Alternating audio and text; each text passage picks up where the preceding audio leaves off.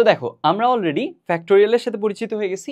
এরপরে আমরা বিন্যাসের কেসে খুবই ইম্পর্টেন্ট একটা নোটেশন এনপিআর এই ব্যাপারটার সাথে পরিচিত হব। প্রথমেই আমাদের এখানে পি এন আর এগুলো নিয়ে আমরা কথাবার্তা বলবো, অর্থাৎ একদম নোটেশনের যে এলিমেন্টগুলো সেগুলোর কার মান কত হতে পারে, কোনটা কি মিন করে, সেই ব্যাপারগুলো নিয়ে কথাবার্তা বলবো।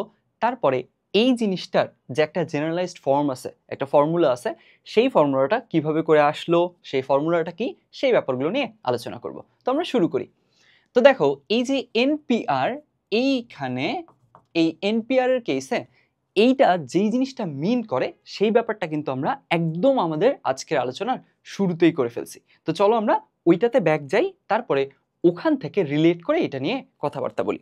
একদম শুরুতে চলে যাই। হ্যাঁ, আমরা যখন একদম শুরুতেই বিন্যাস আর সমাবেশের ডিফারেন্স দেখতেছিলাম তখন আমরা কি দেখছি? তখন আমরা দেখছি যে আচ্ছা এইখানে এই বাম পাশের কাজটা এটা ছিল বিন্যাস, ডান পাশের কাজটা ছিল সমাবেশ। তো এখন এই বিন্যাসের কাজে আমরা কি করছিলাম একটু মনে করি তো। এইখানে যে কাজটা আমরা করছিলাম সেটা হচ্ছে এইখানে তিনটা ভিন্ন ভিন্ন বস্তু দেওয়া ছিল। এইখানে ভিন্ন ভিন্ন কথাটা ইম্পর্টেন্ট। কেন ইম্পর্টেন্ট এটা না হলে কি হবে এগুলো নিয়ে পরে আসতেছি। এখন জাস্ট একটু আগে নোটেশনটা বুঝি। এইখানে তিনটা ভিন্ন ভিন্ন এলিমেন্ট দেওয়া ছিল, ওখান থেকে দুইটা করে নিয়ে আমরা প্যাটার্ন তৈরি করছিলাম। তাহলে এই যে তার মানে আমরা কি করলাম, তিনটা ভিন্ন বস্তু আছে, তিনটা ভিন্ন ভিন্ন বা ইউনিক বস্তু আছে, এদের মাঝ থেকে সবসময় আমরা দুইটা করে নিয়ে কি করতেছি, বিন্যাস করতেছি। বিন্যাসের ইংরেজি কি? পারমুটেশন। পারমুটেশনের জন্য আমরা পি নিলাম। তাহলে এই যে তাহলে তিনটা থেকে প্রতিবার দুইটা করে নিয়ে আমরা বিন্যাস করতেছি, অ্যারেঞ্জ করতেছি, অর্ডার মাথায় রেখে সাজাচ্ছি, অর্ডারকে গুরুত্ব দিয়ে অর্থাৎ ক্রম বিবেচনা করে। তাহলে এই যে বিন্যাস করতেছি আমরা তিনটা থেকে দুইটা নিয়ে, এই নোটেশনটাকেই 3p2 বলে। বুঝছি?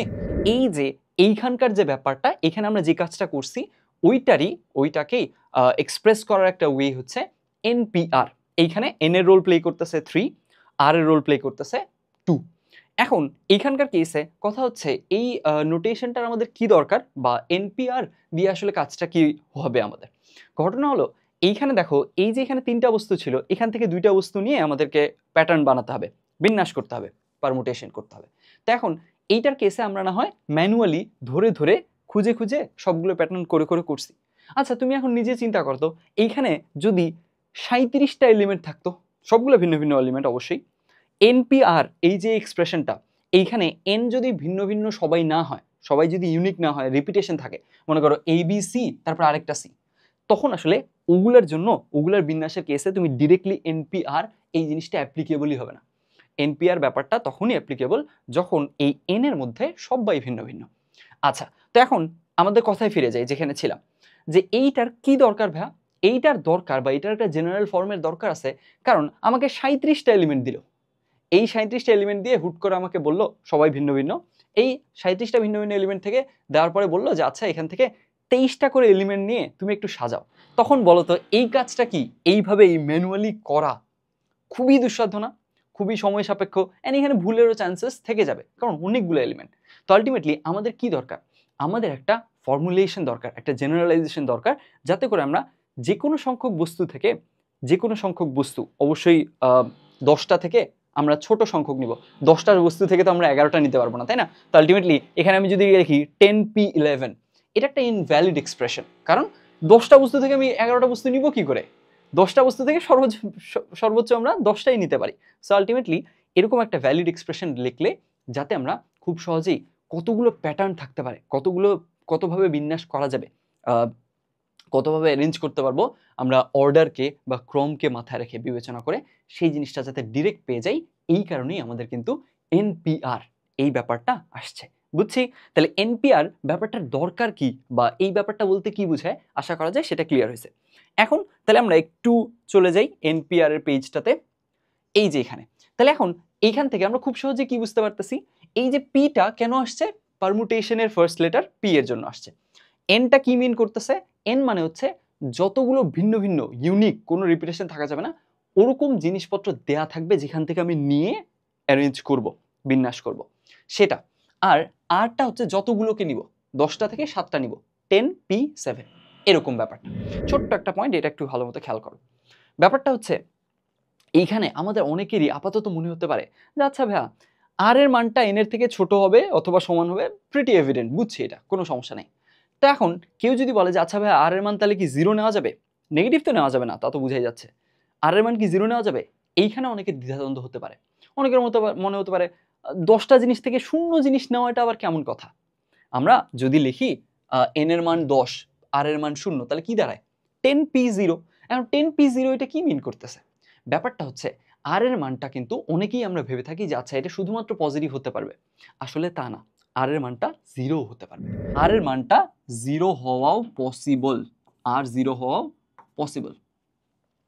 এখন আর 0 হলে সেটা কি মিন করবে না করবে সেগুলো আমরা সামনে আসতেছি, কোনো চিন্তার কিছু নাই, এই জিনিসগুলো আমরা দেখব একটু পরেই। এখন তাহলে আমাদের এনপিআর এইটা সম্পর্কে, এটা নোটেশনটার কি প্রয়োজনীয়তা ছিল, এটা দিয়ে আমার কাজটা কি হবে, এটার উপযোগিতা কি, সেটা প্রথমে ক্লিয়ার করছি। এটা নিয়ে যে আমরা সাবকনশিয়াসলি কাজ করেই ফেলছি সেটা বলে ফেলছি, এর প্রয়োজনীয়তা কি জেনারেলাইজেশনের ওটা বলছি, এবং এখান থেকে এই এনপিআর কোনটার কি পরিচয় না পরিচয়, কোনটার মান কত হতে পারে না পারে, সেই সবগুলো ব্যাপার আমরা দেখলাম। এইবার এখন আমরা কি করব, এখন আমরা এই যে এনপিআর এন সংখ্যক জিনিস থেকে যে আমরা আর সংখ্যক জিনিস নিয়ে অ্যারেঞ্জ করব, সাজাবো, তো এখন এইটা প্যাটার্ন যে বানাবো বিন্যাস করব, এই ব্যাপারটুকু এখন দেখব যে আসলে কিভাবে করে বিন্যাস করা যেতে পারে, কতভাবে বিন্যাস করা যায় সেই জিনিসটা একটু খেয়াল করি। আগাই তাহলে আমরা ধরে নেই আমরা এইখানে মনে করো এন সংখ্যক জিনিস দেওয়া আছে ভিন্ন ভিন্ন, সেইখান থেকে আমাদের দুইটা জিনিস নিয়ে কি করতে হবে, বিন্যাস করতে হবে। তো আমরা একটু দেখি তো কেসটা কি হয়। তুমি দেখো দুইটা জিনিস নিয়ে বিন্যাস করতে হবে, তার মানে কি দাঁড়াচ্ছে, আমাদের কাছে দুইটা ব্লক বা দুইটা বক্স আছে, এই দুইটা জায়গায় বস্তু বসাতে পারবো আমরা। এখন আমরা একটু চিন্তা করি যে এইখানে প্রথম বক্স যদি আমরা বসাতে যাই তখন আসলে কি হচ্ছে, একটু নিজেই চিন্তা করি তো। আমরা এন সংখ্যক বস্তু আছে, এখন এন সংখ্যক বস্তু থেকে দুইটা করে করে নিয়ে আমরা সাজাবো। তাহলে প্রথম বক্সটার কেসে আমি কিচ্ছু নেইনি, এখনো জাস্ট ইনিশিয়েট করতেছি। প্রথম বক্সটার কেসে আমার কতগুলো বসানোর পসিবিলিটি আছে, কতগুলো বসাতে পারি, আমার সামনে অপশন কতগুলো আছে, এন সংখ্যক, একটাও তো বসাইনি, একটাও তো ইউজ করিনি, তাহলে এন সংখ্যকের সবগুলোই বসানোর অপশন আছে, আমি যে কোনোটা বসাতে পারি। কথা বুঝছো?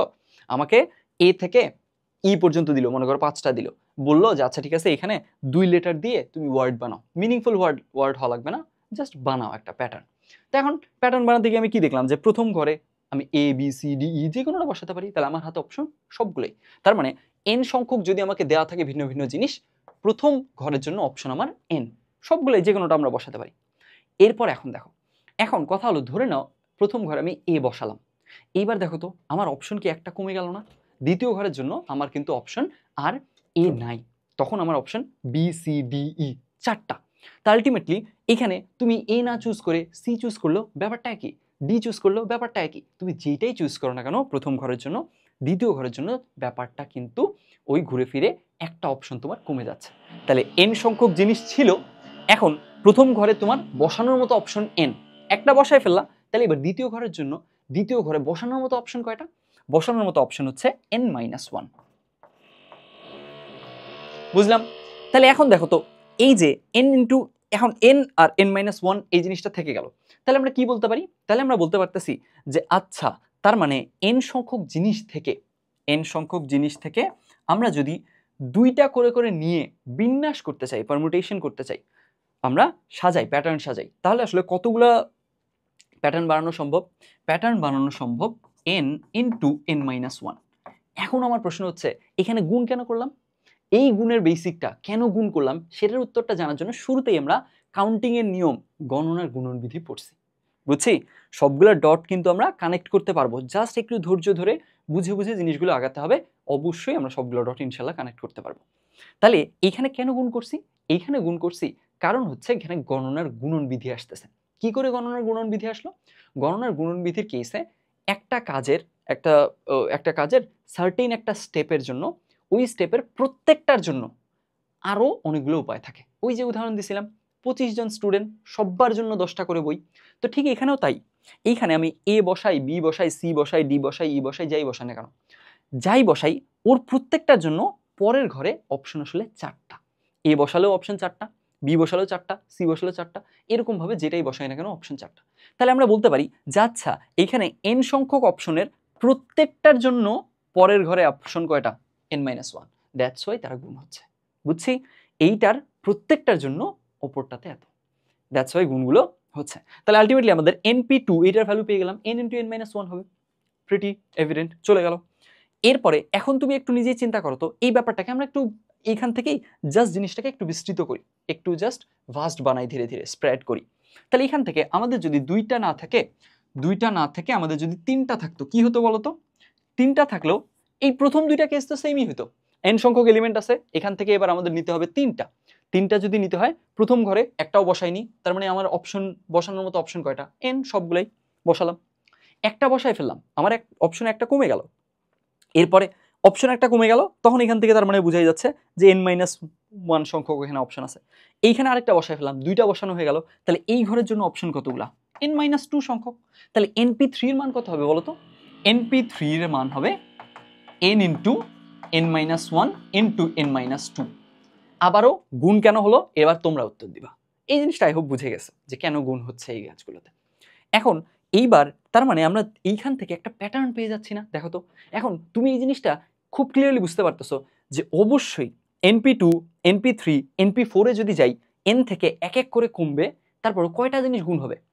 যদি NP4 হয় 4টা জিনিস গুণ হবে, NP3 হয়েছে 3টা জিনিস গুণ হয়েছে, NP2 হয়েছে 2টা জিনিস গুণ হয়েছে। তার মানে আমরা একটা প্যাটার্ন পেয়ে গেছি যে আচ্ছা এইখানে তার মানে ঘটনাটা এরকম হচ্ছে। তাহলে এখানে কি হচ্ছে? এইখানে যেটা হচ্ছে যে আমরা যখন NP এখানে যদি 5 লিখি, 6 লিখি, যতগুলো লিখি না কেন, ধরে নাও 5 লিখলাম, আমরা তো প্যাটার্নটা পেয়ে গেছি।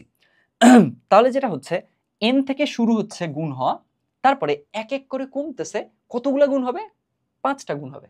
এইখানে যতটা থাকতেছে ঠিক ততগুলো সংখ্যক জিনিসপত্র এক এক করে কমে কমে গুণ হচ্ছে। তাহলে NP5 এর মান কত হবে?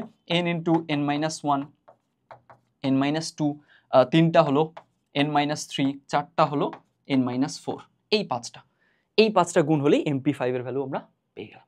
বুঝছি? তাহলে আলটিমেটলি এইভাবে করে আমাদের কাজটা আগাচ্ছে। এখন আমাদের একদম ফাইনাল পয়েন্ট, সেটা হচ্ছে NP5, NP3, NP2 এগুলো তো একটা সার্টেন মানের জন্য নিছি, আমার তো একটা জেনারেলাইজড ফর্মুলা লাগবে। জেনারেলাইজড ফর্মুলা মানে হচ্ছে যেটা সববার জন্য খাটে, সব আর এর জন্য, সব ভ্যালিড আর এর মানের জন্য যে জিনিসটা অ্যাপ্লিকেবল হয়। তাহলে NPR আমরা দেখি তো কত হবে? NPR এর মানটা তাহলে কত হতে পারে একটু আমরা চিন্তা করি তো। NPR এর মানটা কত হতে পারে এই জিনিসটার কেসে আমরা তো অবশ্যই এটা বুঝতেছি যে হ্যাঁ ঠিক আছে, n থেকে কমবে, এক এক করে কমে কমে গুণ হবে, কতগুলা গুণ হবে ভাইয়া? আর সংখ্যক জিনিস গুণ হবে, আর সংখ্যক জিনিস, 2টা গুণ, 3টা গুণ, 5টা গুণ, এরকম। এখন কথা হচ্ছে আর সংখ্যক জিনিস, এখানে তুমি তো আর এর মানটা জানো না, তো এখানে গিয়ে লাস্ট পদটা কত হবে এটা যদি একটু আমরা অন্যভাবে চিন্তা করতে চাই, কি দ্বারা একটু দেখো তো।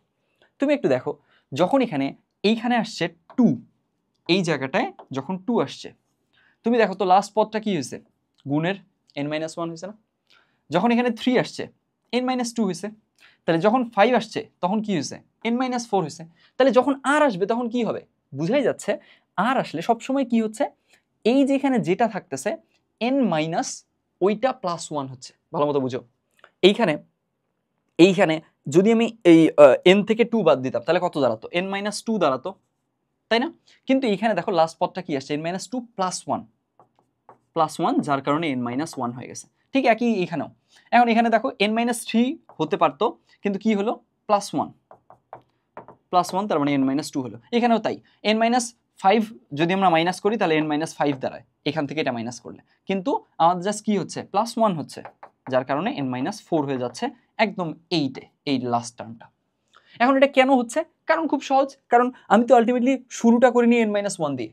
আমি যদি শুরু করতাম n-1 দিয়ে, যদি প্রসেসটা এভাবে শুরু হতো যে n-1 দিয়ে শুরু হয়েছে, তাহলে n-1 দিয়ে শুরু হলে n-5 পাঁচটাতে যেত, কিন্তু আসলে প্রসেসটা তো শুরু হয় n-0 বা n দিয়ে। n কে কি n-0 হিসেবে চিন্তা করা যায় না?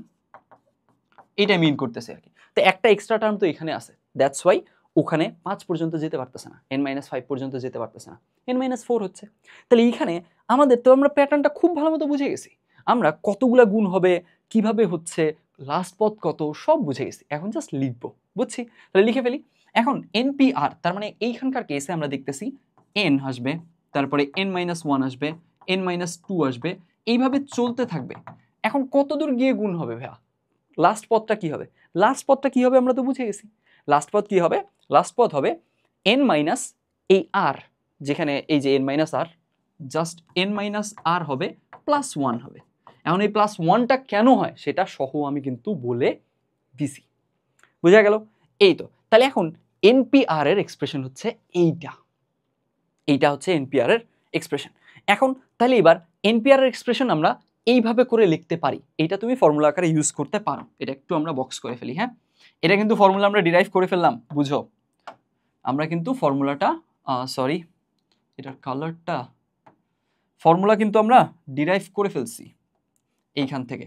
এটা কিসের ফর্মুলা বলো তো? এইটা হলো এনপিআর এর ফর্মুলা আমরা ডিরাইভ করে ফেললাম। তাহলে এনপিআর এর ফর্মুলা আমরা কিভাবে ডিরাইভ করে ফেলছি, যে আমরা একটু আচ্ছা পুরো প্রসেসটা একটু পরে রিভিউ করি। আমরা জাস্ট আগে এই ফর্মুলাটা দেখি, তারপর এটাকে একটু ডিফারেন্ট ওয়েতে আমরা লেখার ট্রাই করব। এখন এনপিআর এর ফর্মুলাটা আমরা তাহলে কিভাবে ডিফাইন করছি বা ডিরাইভ করছি কি করে? এখানে আমরা এটা হলো তোমার সবগুলো জিনিস গুণ আকারে আছে, এইভাবে করে এক্সপ্রেস করছি ডিরাইভ করার পর।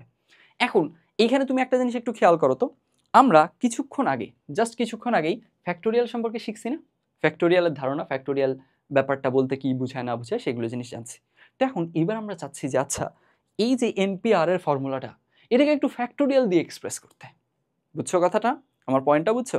আমি চাচ্ছি যে আচ্ছা এইগুলো জিনিস তো সব গুণ অবস্থায় আছে, তো আমি চাচ্ছিলাম যে এটা যদি ফ্যাক্টোরিয়াল দিয়ে এক্সপ্রেস থাকতো তাহলে আমার ভালো হতো। তাহলে একটু ট্রাই করি তো আমরা এটাকে ফ্যাক্টোরিয়াল দিয়ে এক্সপ্রেস করতে, তাহলে কি দাঁড়ায় বুঝি আমরা। তাহলে এইখানে তুমি একটা জিনিস দেখো তো, ফ্যাক্টোরিয়াল যদি একটা জিনিসকে ফ্যাক্টোরিয়ালে এক্সপ্রেস করতে হয় তাহলে আমাদের কি করতে হবে? এক এক করে কমায় কমায় কমায় কমায় গুণ করতে হবে, তারপর 1 পর্যন্ত যেতে হবে, তাই না? ফ্যাক্টোরিয়াল কি বলে বলো তো? এই তো ফ্যাক্টোরিয়ালের সংজ্ঞা, আমরা তো তাই দেখছি। 4 ফ্যাক্টোরিয়াল মানে 4 থেকে এক এক করে কমবে, গুণ হয়ে হয়ে 1 পর্যন্ত যাবে। 3 ফ্যাক্টোরিয়ালের জন্য এক এক করে কমবে, গুণ হবে, 1 পর্যন্ত যাবে। তো তুমি এখন নিজে বলো তো এখানে কি 1 পর্যন্ত গেছে? মোটেও 1 পর্যন্ত সবসময় যাবে না। আর এর যদি ভ্যালু হয় হচ্ছে তোমার একটা সার্টেন ভ্যালু যদি আর এর থাকে তখন 1 পর্যন্ত যাবে, কিন্তু আমরা তো জেনারেলাইজড ফর্মুলা করতেছি আর এর যে কোনো ভ্যালুর জন্য। তার মানে এখানে নট শিওরলি এটা হচ্ছে তোমার 1 পর্যন্ত যায়নি। আর এর কিছু ভ্যালুর জন্য 1 পর্যন্ত যেতে পারে, সব ভ্যালুর জন্য যায়নি। তাহলে এখন আমরা কাজ করি, এই ভ্যালুটা 1 পর্যন্ত নিয়ে যাই, 1 পর্যন্ত গুণ করা অবস্থায় নিয়ে যাই। ব্যাপারটা কি বুঝতেছো? যদি কারো এখানে যেহেতু সবগুলো জিনিস একটু জেনারেলাইজ লেখা আছে, অর্থাৎ রাশি দিয়ে প্রকাশ করা আছে, সংখ্যা দিয়ে নেই, নিউমেরিক্যাল নেই, থিওরিটিক্যাল আছে, যদি কারো সেটা ঝামেলা মনে হয় আমি তোমার জন্য সহজ করে সংখ্যা দিয়ে বুঝাচ্ছি। মনে করো তোমাকে বলা আছে যে আচ্ছা দেখো তোমার না 5p3 মনে করো আছে, 5p3, তাহলে কি হবে বলো তো? 5p3 মানে 5 আসবে প্রথমে, তারপর তার সাথে এক করে গুণ কমলো, 4 আসবে, তারপরে কি হবে? 3 হবে। তিনটা জিনিস গুণ হবে, তাই না? এই যে 5p3, তার মানে 5 থেকে এক এক করে কমে কমে গুণ হবে, কয়টা জিনিস গুণ হবে? তিনটা জিনিস গুণ হলো। এখন তোমার ইচ্ছে হলো যে আচ্ছা ভাইয়া আমি না এটাকে এটা তো গুণ অবস্থায় আছে, এটাকে আমি ফ্যাক্টোরিয়ালে প্রকাশ করতে চাচ্ছি। তো ফ্যাক্টোরিয়ালে প্রকাশ করতে চাইলে কি করতে হয় তুমি বলো তো? ফ্যাক্টোরিয়ালে প্রকাশ করতে চাইলে আমাদের যেটা করতে হয় সেটা হচ্ছে অবশ্যই এই জিনিসটা কমে কমে এক এক করে কমে কমে কমে কমে গুণ হয়ে 1 পর্যন্ত যেতে হবে। এটা কি 1 পর্যন্ত গেছে? যায়নি তো। তাহলে আমরা কাজ করি, এটাকে 1 পর্যন্ত এক্সটেন্ড করি ফ্যাক্টোরিয়ালে প্রকাশের জন্য। তাহলে এখান থেকে এক্সট্রা গুণ দিতে হবে 2 কে, এক্সট্রা গুণ দিতে হবে 1 কে। এখন একটা জিনিস ছিল 5 ছিল, 5 কে তুমি অযথা 2 দিয়ে গুণ দিতে পারো? অযথা তো কোনো কিছু দিয়ে আমরা গুণ দিতে পারি না, তাই না? অযথা কোনো কিছু দিয়ে গুণ করলে আবার সেটাকে কম্পেনসেট করার জন্য, সেটাকে ব্যালেন্স করার জন্য আবার ভাগও দিতে হয়। বুঝছি, একটা জিনিসকে 2 দ্বারা ভুল করে গুণ দিয়ে ফেলছি, তাহলে 2 দ্বারা ভাগ দিয়ে দিতে হবে, ব্যালেন্সড হয়ে যাবে। তো ঠিক এই কাজটাই করব। এখানে তো আমি এক্সট্রা কি দিয়ে গুণ দিছি? 2 × 1। এই জিনিসটা অবশ্যই এটা দিয়ে ভাগও দিতে হবে, আদারওয়াইজ তো আমি কাজটা ভুল করলাম। তো এইবার আমরা কি করলাম? ব্যালেন্স করে ফেললাম। এইবার দেখো এখন কিন্তু সুন্দর করে জিনিসটা ফ্যাক্টোরিয়ালে চলে আসছে। কি করে দেখো তো? এইখানে দেখো কি হচ্ছে, এইখানে 5 × 4 × 3 × 2 × 1, তার মানে এটা 5 ফ্যাক্টোরিয়াল। আর নিচে দেখো 2 × 1, তার মানে এটা 2 ফ্যাক্টোরিয়াল। এই তো, তার মানে আমাদের কি হয়ে গেল? আমাদের এই একটা এক্সপ্রেশন ছিল 5p3, ওটার মানে আমি লিখছিলাম 5 × 4 × 3, গুণ করে লিখছিলাম বেশ কয়েকটা জিনিস। তো তারপরে আমি দেখলাম যে আচ্ছা ঠিক আছে, গুণ করে লিখছিলাম। এখন আমার ইচ্ছে হলো এটাকে আমি ফ্যাক্টোরিয়ালের মাধ্যমে লিখবো। ফ্যাক্টোরিয়ালের মাধ্যমে লিখতে গেলে এক্সটেন্ড করলাম, যেটা এক্সট্রা জিনিস আনছি ওটা দিয়ে ভাগ দিয়ে দিছি, তারপরে দেখো এখান থেকে আলটিমেটলি এটা কিন্তু ফ্যাক্টোরিয়ালে প্রকাশ হয়ে গেছে। এখন ফ্যাক্টোরিয়ালে প্রকাশ যে হয়ে গেল, এইবার এখন এই কাজটাই আমি এখানে করব, আর কিচ্ছু না। বুঝা গেছে? তো এখন এখানে যদি আমরা করি তাহলে কি দাঁড়াবে একটু দেখো তো। এইখান থেকে আমাদের এইটা গেছে n-r+1 পর্যন্ত, আমার ফ্যাক্টোরিয়াল লাগলে 1 পর্যন্ত যেতে হবে। চলো যাই তাহলে 1 পর্যন্ত। একটু আমরা ছোট ছোট করে লিখবো। হ্যাঁ, তাহলে এখান থেকে n n-1 n-2 এভাবে করে করে n-r+1 অলরেডি আছে। আমার এখন এক্সট্রা কিছু জিনিস নিয়ে এটাকে 1 পর্যন্ত যেতে হবে। তাহলে দেখো এরপরে এখন তুমি দেখো তো 3 এর পরে কি নিছো, ওর থেকে 1 কম নিছো অর্থাৎ 2 নিছো, তারপরে ওর থেকে 1 কম নিছো, এভাবে করে করে 1 পর্যন্ত গেছো। এখানে দেখো তো এইখানে n-r+1 আছে, এর পরের টার্মটা কি হবে, এর থেকে 1 কম, এর থেকে 1 কম মানে কি n-r+1 -1, এর থেকে 1 বিয়োগ, এর থেকে 1 বিয়োগ করলে দাঁড়ায় n-r, এইভাবে এর থেকে আরেক বিয়োগ করলে দাঁড়ায় n-r-1, এইভাবে করে করে করে করে আমরা 1 পর্যন্ত গেলাম। থাকলো। এখন দেখো কি এক্সট্রা গুণ দিছি, এই যে নীল পার্টটুকু এক্সট্রা গুণ দিছি, যা এক্সট্রা গুণ দিছি সেটা দিয়ে ভাগ দিয়ে দিব যাতে করে ব্যালেন্সড হয়ে যায়। তাহলে এটা দিয়ে ভাগ দিয়ে দিই আমরা একটু, জাস্ট এটুকু। আহা, আচ্ছা ওই ব্যাপারটা ওখানে আছে তো কপি হবে না, আচ্ছা লিখি আমি, সমস্যা নেই, দেখো খালি। আচ্ছা এইখান থেকে যেটা এক্সট্রা জিনিস গুণ দিছি সেটা দিয়ে ভাগ দিচ্ছি, এইভাবে করে করে 1 পর্যন্ত গেল। এইবার দেখো এখন কিন্তু ঠিক এইখানে যেভাবে কাজটা হয়েছিল ওখানেও কিন্তু জিনিসটা ফ্যাক্টোরিয়াল দিয়ে এক্সপ্রেসড হয়ে গেছে। কিভাবে দেখো একটু, এই জিনিসটাকে, আচ্ছা এই ব্যাপারটাকে একটু নিচে রাখি। হ্যাঁ, এই ব্যাপারটাকে একটু নিচে রাখি, এখন এই জায়গাটায় আমরা লিখে ফেলি। দেখো তো এখানে তাহলে কি হয়, উপরে আমরা n ফ্যাক্টোরিয়াল এনে ফেলছি জোর করে, তাই না? তাহলে উপরে আমরা n ফ্যাক্টোরিয়াল এনে ফেললাম, নিচে কি চলে আসছে বলো তো, নিচে চলে আসছে n-r-1, তারপরে এইভাবে করে করে 1। তা আমরা তো কি জানি, আমরা জানি কোনো একটা সংখ্যা থেকে, পূর্ণ সংখ্যা থেকে গুণ হওয়া শুরু হলো, এক এক করে কমলো, 1 পর্যন্ত গেল, তার মানে কি এইটার ফ্যাক্টোরিয়াল। তার মানে নিচে যেটা আছে সেটা অবশ্যই n-r এর ফ্যাক্টোরিয়াল। দেখো বুঝছো কিনা, সিম্পল জিনিস, পেঁচা বানা। দেখো একটু থিওরিটিক্যালি লিখতে শিখতে হবে, আমরা একটু বড় হয়েছি তাই না, তো আমাদের একটু থিওরিটিক্যালি লিখতে শিখতে হবে, এইগুলো জিনিসে ভরকে যাওয়া যাবে না, কনফিউজড হওয়া যাবে না, এটা মনে করা যাবে না যে অনেক টাফ কিছু হচ্ছে। আমি প্রত্যেকটা জিনিস যতটা ভেঙে পারা যায় বলার ট্রাই করছি, তো যার কারণে এইখানে তুমি ভাবতেছো যে n-r n-r-1 এভাবে করে করে 1 পর্যন্ত যাচ্ছে, কেমনে লিখলো এটা, এই ধরনের প্রশ্ন থাকলে একটু একটা কাজ করতে হবে, থাকতেই পারে প্রশ্ন, থাকতেই পারে, অনেক সিলি মিস্টেক হতে পারে, you have the independence to do mistakes. So ultimately যখন তোমার ভুল হবে, ধরে নাও মনে করো তুমি এই জিনিসটা বুঝতেছো না, কথার কথা আমি জাস্ট বলতেছি, এই জিনিসটা বুঝলা না, তাহলে তোমার কি করা উচিত, এটা কি নিয়ে কথাটা হলো, ফ্যাক্টোরিয়াল নিয়ে, তোমার একটু ফ্যাক্টোরিয়ালের বেসিকটা নিজে গিয়ে চেক করা উচিত, তারপরে চেক করা উচিত যে আচ্ছা ফ্যাক্টোরিয়ালের বেসিকে কি হয়েছিল, এইখানে আমি এই জিনিসটা কেন ধরতে পারলাম না, তারপরে দেখবা যে আচ্ছা ফ্যাক্টোরিয়ালের বেসিকটা একটু রিকল করলেই দেখা যাবে এই জিনিসটা বুঝে গেছে। সেই রকম ভাবে যাদেরই ইন্টারে উঠে অনেকেই এই লেফট অ্যালোন ফিলটা করে যে আচ্ছা অন্যরা সবাই খুব জলদি বুঝতেছে, আমার হয়তো বা ওই ক্যাপাবিলিটি নাই, আমি হয়তো বা ওদের দিক থেকে মানে ওদের মতো এতটা শার্প না, আমি দ্রুত বুঝতেছি না। ব্যাপারটা হচ্ছে দ্রুত না বুঝতে পারাটা অপরাধ না তো, এইখানে তোমাকে তার মানে কি করতে হবে, তোমাকে একটু ট্রাই করতে হবে যে আচ্ছা আমার কোথায় দ্রুত বুঝতে সমস্যা হচ্ছে, কোন কোন ব্যাপারগুলো ক্লিয়ার রাখলে আমি দ্রুত আমি নিজেও বুঝতে পারবো, সেইগুলোতে কাজ করা। আচ্ছা ফাইন, এখন তার মানে এই জিনিসটা ধরে নাও কারো বুঝতে সমস্যা হচ্ছে, তাহলে তার কি করা উচিত, ফ্যাক্টোরিয়াল ব্যাপারটা রিভিজিট করা উচিত। তাহলে ফ্যাক্টোরিয়ালের কেসে কি হচ্ছে, ফ্যাক্টোরিয়ালের কেসে কোনো একটা সংখ্যা, পূর্ণ সংখ্যা অবশ্যই, এক এক করে কমতো 1 পর্যন্ত যেত, তাহলে এই যে প্রথমে যে সংখ্যাটা দিয়ে শুরু হয়েছে ওইটার ফ্যাক্টোরিয়াল হইতো, যেমন 5 থেকে 1 কমলো 4, তারপরে 3, তারপরে 2, তারপরে 1, তার মানে এটা 5 ফ্যাক্টোরিয়াল। ঠিক সেরকম n-1 দিয়ে শুরু, n-r দিয়ে শুরু হয়েছে, এক এক করে কমতে কমতে 1 পর্যন্ত গেছে গুণ হয়ে, তাহলে এখানে অবশ্যই n-r ফ্যাক্টোরিয়াল। এই তো থাকলো, তার মানে আমরা এখান থেকে পেয়ে গেলাম npr এর কেসে এইটাকে আসলে আমরা গুণ দিয়েও এক্সপ্রেস করতে পারবো, এটাকে ফ্যাক্টোরিয়াল দিয়েও এক্সপ্রেস করতে পারবো। এইটাও আমার সেম ফর্মুলা, জাস্ট সেম ফর্মুলাটার একটা different expression of the same formula. দেখো এখন পুরোটা বুঝছো কিনা। এইবার আমরা একটা ম্যাথমেটিক্যাল প্রবলেম বা এক্সাম্পল প্রবলেম সলভ করব আজকের ভিডিওর, মানে এই চ্যাপ্টারের ভিডিওগুলোর কেসে, বিশেষ করে বিন্যাসে এক্সাম্পল প্রবলেমগুলো ভীষণ ইম্পর্টেন্ট। এমন অনেক সময় হয়েছে আমাদের কেসে, আমাদের সময় তো আসলে বিন্যাস সমাবেশ ছিল, মাঝখানে শর্ট সিলেবাসের কারণে এটা ছিল না, তো আলটিমেটলি এমন অনেক হয়েছে দেখা গেছে যে বিন্যাস সমাবেশের কেসে, স্পেশালি বিন্যাসের কেসে এইখানে জাস্ট এক্সাম্পলগুলো যারা ক্লিয়ার করে গেছে তাদেরই বোর্ড পরীক্ষা বলো এবং আরও কলেজে পরীক্ষা থেকে শুরু করে অনেক জায়গায় প্রবলেমগুলো সলভ করতে কোনো সমস্যা হয়নি। সো আলটিমেটলি এখানকার এক্সাম্পল প্রবলেমগুলো ভীষণ ইম্পর্টেন্ট। ফাইন, এখন দেখো তো এটুকু ক্লিয়ার হয়েছে কিনা। আমি ওভারঅল সামারি পরে দিচ্ছি, এখনই আবার সামারি না দিই, কোনো ডাউট থেকে থাকলে ইনশাল্লাহ ক্লিয়ার হয়ে যাবে সামারির সময়। আমি কিন্তু ধরে ধরে এক্সপ্রেশন থেকে শুরু করে কি হচ্ছে কেন হচ্ছে সবগুলো একদম ছোট মানুষের মতো তোমাদেরকে ধরে ধরে বোঝানোর ট্রাই করছি। সো আই হোপ এখানে আর কোনো ডাউট আমাদের নাই। এখন আমরা কিসে যাব? এখন আমরা যাব এইবার যাব হচ্ছে একটা ম্যাথমেটিক্যাল প্রবলেম। আচ্ছা, ম্যাথমেটিক্যাল প্রবলেমে যাওয়ার আগে ছোট্ট একটা পয়েন্ট একটু আমি বলে নিই। সেটা কি? সেটা হচ্ছে এই যে এখন দেখো তো এনপিআর এর দুইটা এক্সপ্রেশন পাইলা। এনপিআর এর দুইটা এক্সপ্রেশন পাইলে কি যে আচ্ছা এখানে এনপিআর কে n into n minus one into n minus two এভাবে করে করে n minus R plus one পর্যন্ত লেখা যায় গুণ অবস্থায়, গুণ আকারে যদি আমরা লিখি, আবার এটাকে ফ্যাক্টোরিয়াল দিয়েও ভেবে চিন্তা করা যায়। এখন এইবার আমরা একটু দেখবো যে আচ্ছা আমরা যে প্রথমে একটা প্রবলেম সলভ করে ফেলছিলাম না, ওই জিনিসটা আচ্ছা ওই জিনিসটা কি এইটা দিয়েও সলভ করা যেত কিনা। এখন যেহেতু এটার সাথে পরিচিত হইলাম, তখন তো ওটার সাথে পরিচিত ছিলাম না, দ্যাটস ওয়াই আমরা ম্যানুয়ালি করছি। কোনটা ছিল? এই প্রবলেমটা ছিল একদম শুরুতে আমাদের এইটা। তাহলে তিনটা ভিন্ন ভিন্ন জিনিস ছিল, থাকলো n এর ভ্যালু 3, এইখান থেকে দুইটা করে করে নিয়ে আমার প্যাটার্ন সাজাতে হবে। তাহলে r এর ভ্যালু 2, তার মানে npr অর্থাৎ 3p2 এই জিনিসটার ভ্যালু বের করে আমরা দেখছিলাম এখান থেকে ম্যানুয়ালি দেখছিলাম 6। এখন দেখি তো ওয়ার্কআউট করি তো আমরা পারতেছি কিনা। যে জিনিসটা সেটা হচ্ছে আমরা যদি গুণের ফর্মুলা অ্যাপ্লাই করি, গুণের ফর্মুলা অ্যাপ্লাই করার কেসে আমরা কি দেখছি?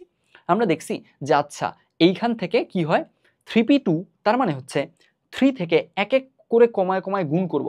কয়টা জিনিস গুণ করব? দুইটা জিনিস গুণ করব, তাই না? এটাই তো এনপিআর এর ফর্মুলা, দেখালাম একটু আগে।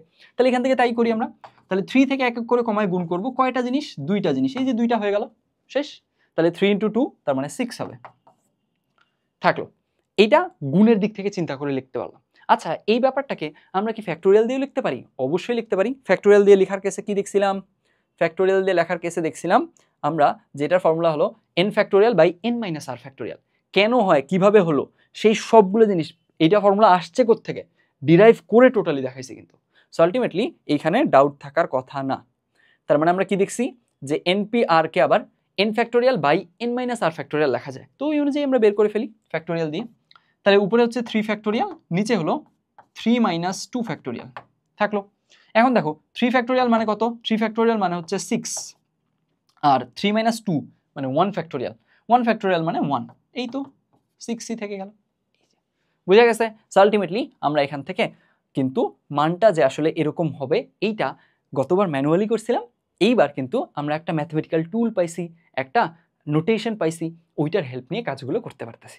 আমাদের ক্যালকুলেটারে ফ্যাক্টোরিয়ালের যে ব্যাপারগুলো, ফ্যাক্টোরিয়ালের মানও বের করা যায়, এনপিআর এই জিনিসগুলোর মানও বের করা যায়। সেই জিনিসটা দেখে দেখে আমরা এবার প্র্যাকটিস ইনশাল্লাহ করতে পারবো। এইবার তাহলে চলো আমরা একটা ম্যাথমেটিক্যাল প্রবলেমে যাই, প্রবলেমে গিয়ে ওইটা সলভ করি। এখন ম্যাথমেটিক্যাল প্রবলেমে যাওয়ার আগে এত কথা মনে আসতেছে, ম্যাথমেটিক্যাল প্রবলেমে যাওয়ার আগে আর একটা ছোট্ট পয়েন্ট বলি। সেটা হচ্ছে এটা হলো এইখানে দেখো, এইখানে তুমি বলতে পারো যে আচ্ছা ভাইয়া এনপিআর এর তো আমরা দুইটা এক্সপ্রেশন পেলাম, গুণ দিয়েও লেখা যায় এটাকে, ফ্যাক্টোরিয়াল দিয়েও লেখা যায়। আচ্ছা ভাইয়া কখন কোনটা বেশি এফিশিয়েন্ট হবে সেই ব্যাপারটুকু একটু আমরা বুঝি। দেখো কখন কোনটা বেশি এফিশিয়েন্ট হতে পারে সেই ব্যাপারটুকু যদি আমরা এইভাবে চিন্তা করি, তাহলে মোটামুটি এইভাবে বলা যায় যে তোমার ধরে নাও একটা নাম্বার আছে 19, এখন 19p মনে করো 2 দিল, তাহলে 19p 2 দিল, তার মানে এখন তুমি কি এইখানকার কেসে এই ধরনের জিনিস যদি থাকে তোমার দুইটাই মাথায় রাখার সুবিধাটা একটু ভালো মতো দেখো। 19p2 মানে কি? 19p2 মানে হচ্ছে আমরা দুইভাবে চিন্তা করে লিখি। তো 19p2 মানে হচ্ছে 19 থেকে এক এক করে কমায় গুণ করে লিখবো, কয়টা জিনিস গুণ করে লিখবো? দুইটা, তার মানে 19 আসবে 18 আসবে, এইটাই হচ্ছে 19p2। আর 19 আর 18 গুণ করে দাও, 19p2 ভ্যালু পেলাম। এখন এটা তুমি ফ্যাক্টোরিয়াল দিয়ে চিন্তা করো তো কি হয়। ফ্যাক্টোরিয়াল দিয়ে চিন্তা করলে আমরা দেখতেছি এটার মান আসে 19p2 মানে হলো 19 factorial by 19 minus 2 factorial, 19 factorial by 19 minus 2 মানে 17 ফ্যাক্টোরিয়াল, 17 ফ্যাক্টোরিয়াল। তাহলে এখান থেকে তুমি এখান থেকেও ঘুরে ফিরে দেখো 19 ফ্যাক্টোরিয়ালকে কি এভাবে লেখা যায় না? 19 ইন্টু 18 ইন্টু 17 ফ্যাক্টোরিয়াল লেখা যায় না? এটা শিখাইছি, এটা পারতে হবে, এটা ভুলে যাওয়া যাবে না। এই যে শিখাইছি না, n ফ্যাক্টোরিয়ালকে n into n minus 1 factorial লেখা যায়, n into n minus 1 into n minus 2 factorial পর্যন্ত লেখা যেতে পারে, অথবা n মাইনাস 3 পর্যন্ত যদি তোমার যাওয়ার প্রয়োজন পড়ে n মাইনাস 3 পর্যন্ত ফ্যাক্টোরিয়াল যেতে পারবা। মানে এক কথায় এখানে তুমি ইচ্ছা মতো আগায় যেতে পারবা আনটিল অর আনলেস তুমি আবার মাইনাস হিট করে ফেলো। মাইনাস হিট করলে তখন তো আবার ওই জিনিসটা লেখা যাবে না, কারণ মাইনাসের কেসে ফ্যাক্টোরিয়াল জিনিসটা অ্যাপ্লিকেবল না। যেমন এই যে এখানে দেখো n এর মান ছিল 1, n ফ্যাক্টোরিয়াল মানে 1 ফ্যাক্টোরিয়াল, তা আমি এখান থেকে 1 ইন্টু 0 ফ্যাক্টোরিয়াল লিখলেও কোনো ভুল ছিল না, কারণ 0 ফ্যাক্টোরিয়ালের ভ্যালুও 1, এই যে লেখা আছে। কিন্তু তুমি যদি সেটাকে -1-এ চলে যাও, তারপরে -2 ফ্যাক্টোরিয়াল দিয়ে দিচ্ছ, এখানে আসলে এই জিনিসগুলো ইনভ্যালিড এক্সপ্রেশন হয়ে যাবে। তাহলে আমাদের আলটিমেটলি এই 19 ফ্যাক্টোরিয়ালকে 19 × 18 × 17 ফ্যাক্টোরিয়াল, তারপরে এখান থেকে 17 ফ্যাক্টোরিয়াল কাটাকাটি, তাহলে ওখান থেকে ঘুরে ফিরে 19 × 18ই আসলো, থাকলো এখান থেকে এরকম। তো ব্যাপারটা হচ্ছে যখন তোমার দেখতেছো 19p2 অর্থাৎ একটা বড় নাম্বারের পি দিয়ে তোমার হচ্ছে এনপিআর এর কেসে এন এর মানটা যথেষ্ট বড় আর আর এর মানটা যথেষ্ট ছোট, 2 3 এরকম, তো 1 এরকম জিনিসগুলো আছে, তখন আসলে কি হবে, তখন আসলে আমাদের এই জিনিসগুলো ডিরেক্ট গুণ করে দেওয়াটা বেটার। ঠিক আছে, ফ্যাক্টোরিয়াল থেকেও ঘুরে ফিরে একই জিনিস আসবে, কিন্তু ডিরেক্ট গুণ করে দিচ্ছ, কারণ তোমার আলটিমেটলি তুমি তো দুইটা সেন্সই জানো, তোমার তো দুইটা সেন্সই গ্রো করা আছে, অ্যান্ড কীভাবে আসছে, কোত্থেকে আসছে তুমি নিজে ডিরাইভ করে হাতে কলমে দেখছো যে আচ্ছা এটা আসলেই এরকম হয়। This is not just a formula for you, this is a journey. So ultimately আমি এই জার্নিটাই দেওয়ার ট্রাই করতেছি পুরো ভিডিওতে, যে তোমাকে জাস্ট ফর্মুলাগুলো যাতে মনে না হয় আচ্ছা ঠিক আছে এটা ফর্মুলা মুখস্থ করতে হয় তাই করছি। ম্যাথ ইজ মানে আমরা আসলে ম্যাথ যেভাবে পড়ি সেটা হলো জাস্ট আমরা সেট অফ রুলস বিবেচনা করি যে আচ্ছা এই জিনিসগুলো মুখস্থ করতে হয়, এগুলোর কেসে এখানে অ্যাপ্লাই করতে হয়, এমনি ম্যাথ করতে হয়, এন্ড এইটা জিনিস একটা সময় বোঝা হয়ে যায়, বোঝা হওয়ারই কথা, তুমি তো জিনিসটা বুঝতেছো না, মানে জাস্ট বলতেছি টিপিক্যাল সিস্টেমটার দুর্বলতাটা, আমরা তো জিনিসগুলো বুঝতেছি না, তখন জাস্ট আমাদের কাছে মনে হয় যে আচ্ছা ঠিক আছে এই নিয়ম, এই কেসে এটা নিয়ম অ্যাপ্লাই করতে হয়। কেন অ্যাপ্লাই করতে হয়, যতক্ষণ না আমরা বুঝার ট্রাই করব, সেন্সটা নিজে নিজে গ্রো করা ট্রাই করব, একটা সেলফ রিয়েলাইজেশন আছে না যে আচ্ছা হ্যাঁ এটা তো এটাই হওয়ার কথা। এই যে মনে করো তোমার 19p2 এটার মান যে এটাই হওয়ার কথা, এই যে এইটা জাস্ট নট বিকজ এটা ফর্মুলা, বাট বিকজ এটা আমি নিজে বুঝি, আমার রিয়েলাইজেশন আছে, এই রিয়েলাইজেশনটা প্রেশাস। বুঝছি আমি কি পয়েন্টটা বুঝাইতে পারছি, তোমার এই রিয়েলাইজেশনটা, এটার ব্যাকগ্রাউন্ডে তোমার একটা জার্নি থাকা, তোমার নিজের একটা সচেতন ফিলিং থাকা, এটা যে হ্যাঁ এটাই হবে, এই ব্যাপারটা জরুরি। আচ্ছা ফাইন, যেখানে ছিলাম ছোট জিনিসগুলোর কেসে তুমি ডিরেক্ট গুণ করে দিতে পারো, তখন আর ফ্যাক্টোরিয়াল এইভাবে ভাগ করে লেখার কেসে তখন আর অতটা দরকার নাই। এখন যদি বড় হয়, কীরকম হয় বড়, মনে করো যে 19p17, 19p17, তখন কি হবে, মনে করো 19p17, তাহলে এখন 19p17, এখন তুমি কি গুণ করবা, 17টা জিনিস গুণ করবা এখন বসে বসে, এইটা তখন ইনএফিশিয়েন্ট একটা উপায়, বুঝছি। তখন আবার কোনটা বেশি এফিশিয়েন্ট, তখন ফ্যাক্টোরিয়ালটা বেশি এফিশিয়েন্ট। কেন, কারণ উপরে 19 ফ্যাক্টোরিয়াল, 19p17 মানে কি, নিচে তো 19 - 17 ফ্যাক্টোরিয়াল, তার মানে 2 ফ্যাক্টোরিয়াল, এই তো, তার মানে এখন তোমাকে কি করতে হবে, 19 ফ্যাক্টোরিয়ালের ভ্যালু জানতে হবে, তাকে 2 দ্বারা ভাগ দিতে হবে, মানে এক কথায় আমি জাস্ট এক্সাম্পলটা দিলাম, তার মানে কি দাঁড়ালো, যে আমাদের এই যে এই এক্সপ্রেশনটা দিয়ে যাওয়া, দুইটা কিন্তু সেম জিনিস, এখান থেকে তুমি এটা আনতে পারো, এখান থেকে এটা আনতে পারো, সো জিনিসের কোনো ভিন্নতা নাই, কিন্তু আমাদের যদি অ্যাপ্লিকেবিলিটি একদম ডিরেক্ট একবারে অ্যাপ্লাই করে একটু সুবিধা পেতে চাই, তাহলে আমার সাজেশন থাকবে যখন এই আর এর ভ্যালুটা পিচ্ছি হচ্ছে তখন আসলে কি করবা, গুণের কাজটা করার ট্রাই করবা, আর যখন দেখবা আর এর ভ্যালুটা একটু বড় তখন ফ্যাক্টোরিয়াল দিয়ে যাওয়ার ট্রাই করবা। বুঝা গেছে, আই হোপ জিনিসটা বুঝা গেছে। এইবার চলো আমরা একটা ম্যাথ করব, এই ধরনের ম্যাথ ভালোই আসে, এই ধরনের ম্যাথ সাধারণত কতে অনেক সময় সৃজনশীল প্রশ্নে চলে আসে। তো আমরা দেখে ফেলি, এইখানে আমাদেরকে বলা হয়েছে যে 2n+1 p(n+1), এইটার সাথে অনুপাত বা রেশিও দেওয়া আছে 2n p(n+2) এর, এরপরে বলা আছে এই রেশিওটার মান হচ্ছে 5/2, এ 5:2 আর কি হলে n এর মানটা নির্ণয় করো। আচ্ছা আমরা তো ইস টু বা রেশিও এই জিনিসটার সাথে তো পরিচিত, তাই না, মানে আমি যখন বলবো যে আচ্ছা a:b, তার মানে হচ্ছে এটা a/b মিন করতেছে আর কি, বুঝছি। তো আমাদের এখানে ইস টু দেওয়া আছে মানে এটা কি ভাগ ডিফাইন করতেছে, এখানে 5:2 দেওয়া আছে মানে এটা ভাগ ডিফাইন করতেছে। এখন এরপরে এখন তাহলে আমরা কি করতে হবে, এখন এইখানে দেখো তো এইটা কি এনপিআর ফর্মে আছে না, অফকোর্স এনপিআর ফর্মে আছে, এইটাও কি আছে এনপিআর ফর্মে আছে, তাহলে এখন আমরা কি করব, এনপিআর এইটার জন্য একবার ফর্মুলা অ্যাপ্লাই করব, এটার জন্য একবার ফর্মুলা অ্যাপ্লাই করব, তারপরে আমরা তখন যেটা ম্যাথের ডিমান্ড অনুযায়ী আমরা আগাবো। এখন এখানে জাস্ট একটু ছোট্ট থিমটা ম্যাথ কাজ শুরু করার আগে জাস্ট থিমটা একটু বোঝার ট্রাই করো। খেয়াল করো যখন তোমার এইখানে এনপিআর সংক্রান্ত রাশি আছে, এদের অনুপাত আছে, তাহলে এখানে ফ্যাক্টোরিয়াল জিনিসপত্র আসবে, তাই না, ফ্যাক্টোরিয়ালের জিনিসপত্র আসলো বুঝলাম, এরপর আমাদের এন এর ভ্যালু চাইছে, এন এর ভ্যালু চাইছে মানে কি বলতো, কাজটা তোমার ন্যারো ডাউন করতে হবে না, বুঝো ব্যাপারটা, সেন্সটা বুঝো। তোমাকে অনেক জটিল কোনো কিছু, আমরা সরলীকরণ পড়ছি না ক্লাস 5-এ, তখন কি থাকতো, এখানে ব্র্যাকেট দেওয়া থাকতো, এর দেওয়া থাকতো, এরকম ওই বদমাসের নিয়মগুলো ওই জিনিসগুলো দেওয়া থাকতো, আমাদেরকে সিম্পলিফাই করে ফাইনালি মানটা নিয়ে আসতে হতো, তাই না, তার মানে আমরা ন্যারো ডাউন করতাম ওখানে, এখানেও তো কাজটা তাই, আমাকে ন্যারো ডাউন করতে হবে, আমাদের এখানে ফ্যাক্টোরিয়াল থাকবে, অনেক কিছু থাকবে, আমাদেরকে ন্যারো ডাউন করে এন এর মানটা বের করতে হবে। এখন ন্যারো ডাউন করার উপায় কি বলতো, ন্যারো ডাউন করারও একটা ভালো উপায় হচ্ছে ক্যান্সেলেশন করা, কাটাকাটি করা। কাটাকাটি করলে জিনিসগুলো কি হয়ে যায়, ন্যারো ডাউন হয়ে যায়। তো আমাদের এখানে ন্যারো ডাউন করতে হবে এন এর মান বের করতে গেলে, তার মানে আমাদের ফোকাস করতে হবে কাটাকাটিতে। এই ব্যাপারটুকু জাস্ট একটু বলে রাখলাম, দেখো এই একটা সেন্স আমাদের ম্যাথটা সলভ করতে গিয়ে বেশ কাজে দিবে। তো আমরা শুরু করি। হ্যাঁ, আমাদের এখানে তাহলে আমরা পেয়ে গেছি দুইটা ফ্যাক্টোরিয়াল জিনিসের রেশিও পেয়ে গেছি। তাহলে আমরা একটু কাজ করা শুরু করি। এইবার 2n + 1 pn + 1, তাহলে এখন কি হবে, আমরা কি শিখছি, আমরা শিখছি npr, এটার ফর্মুলা যদি আমরা ফ্যাক্টোরিয়াল দিয়ে লিখি n factorial by n - r factorial. মাত্র শিখছি, একদম নিজেরা ধরে ধরে এটা কিভাবে আসে না আসে সব পুরোপুরি দেখছি। তাহলে এখন এই জিনিসটা এখানে অ্যাপ্লাই করে দিই। অ্যাপ্লাই করলে কি দাঁড়ায়, এইখান থেকে দাঁড়াচ্ছে 2n + 1, এটার ফ্যাক্টোরিয়াল, এইটা n এর রোল প্লে করতেছে এই ফর্মুলা অনুযায়ী। তারপরে কি হলো 2n + 1 pn + 1, তার মানে কি হবে n - r হবে। তাহলে n - r হলে কি হয় বলো তো, 2n + 1 মাইনাস r এর রোল প্লে করতেছে n + 1, তাহলে -n - 1। বুঝছো, কিচ্ছু করিনি, জাস্ট এই ফর্মুলাটা এখানে অ্যাপ্লাই করছি, আর কিছু না। থাকলো। এরপরে দেখো এখানে ইস টু দেওয়া আছে, আচ্ছা আমরা ইস টু দিয়ে লিখি। হ্যাঁ, ইস টু দিয়েই লিখলাম।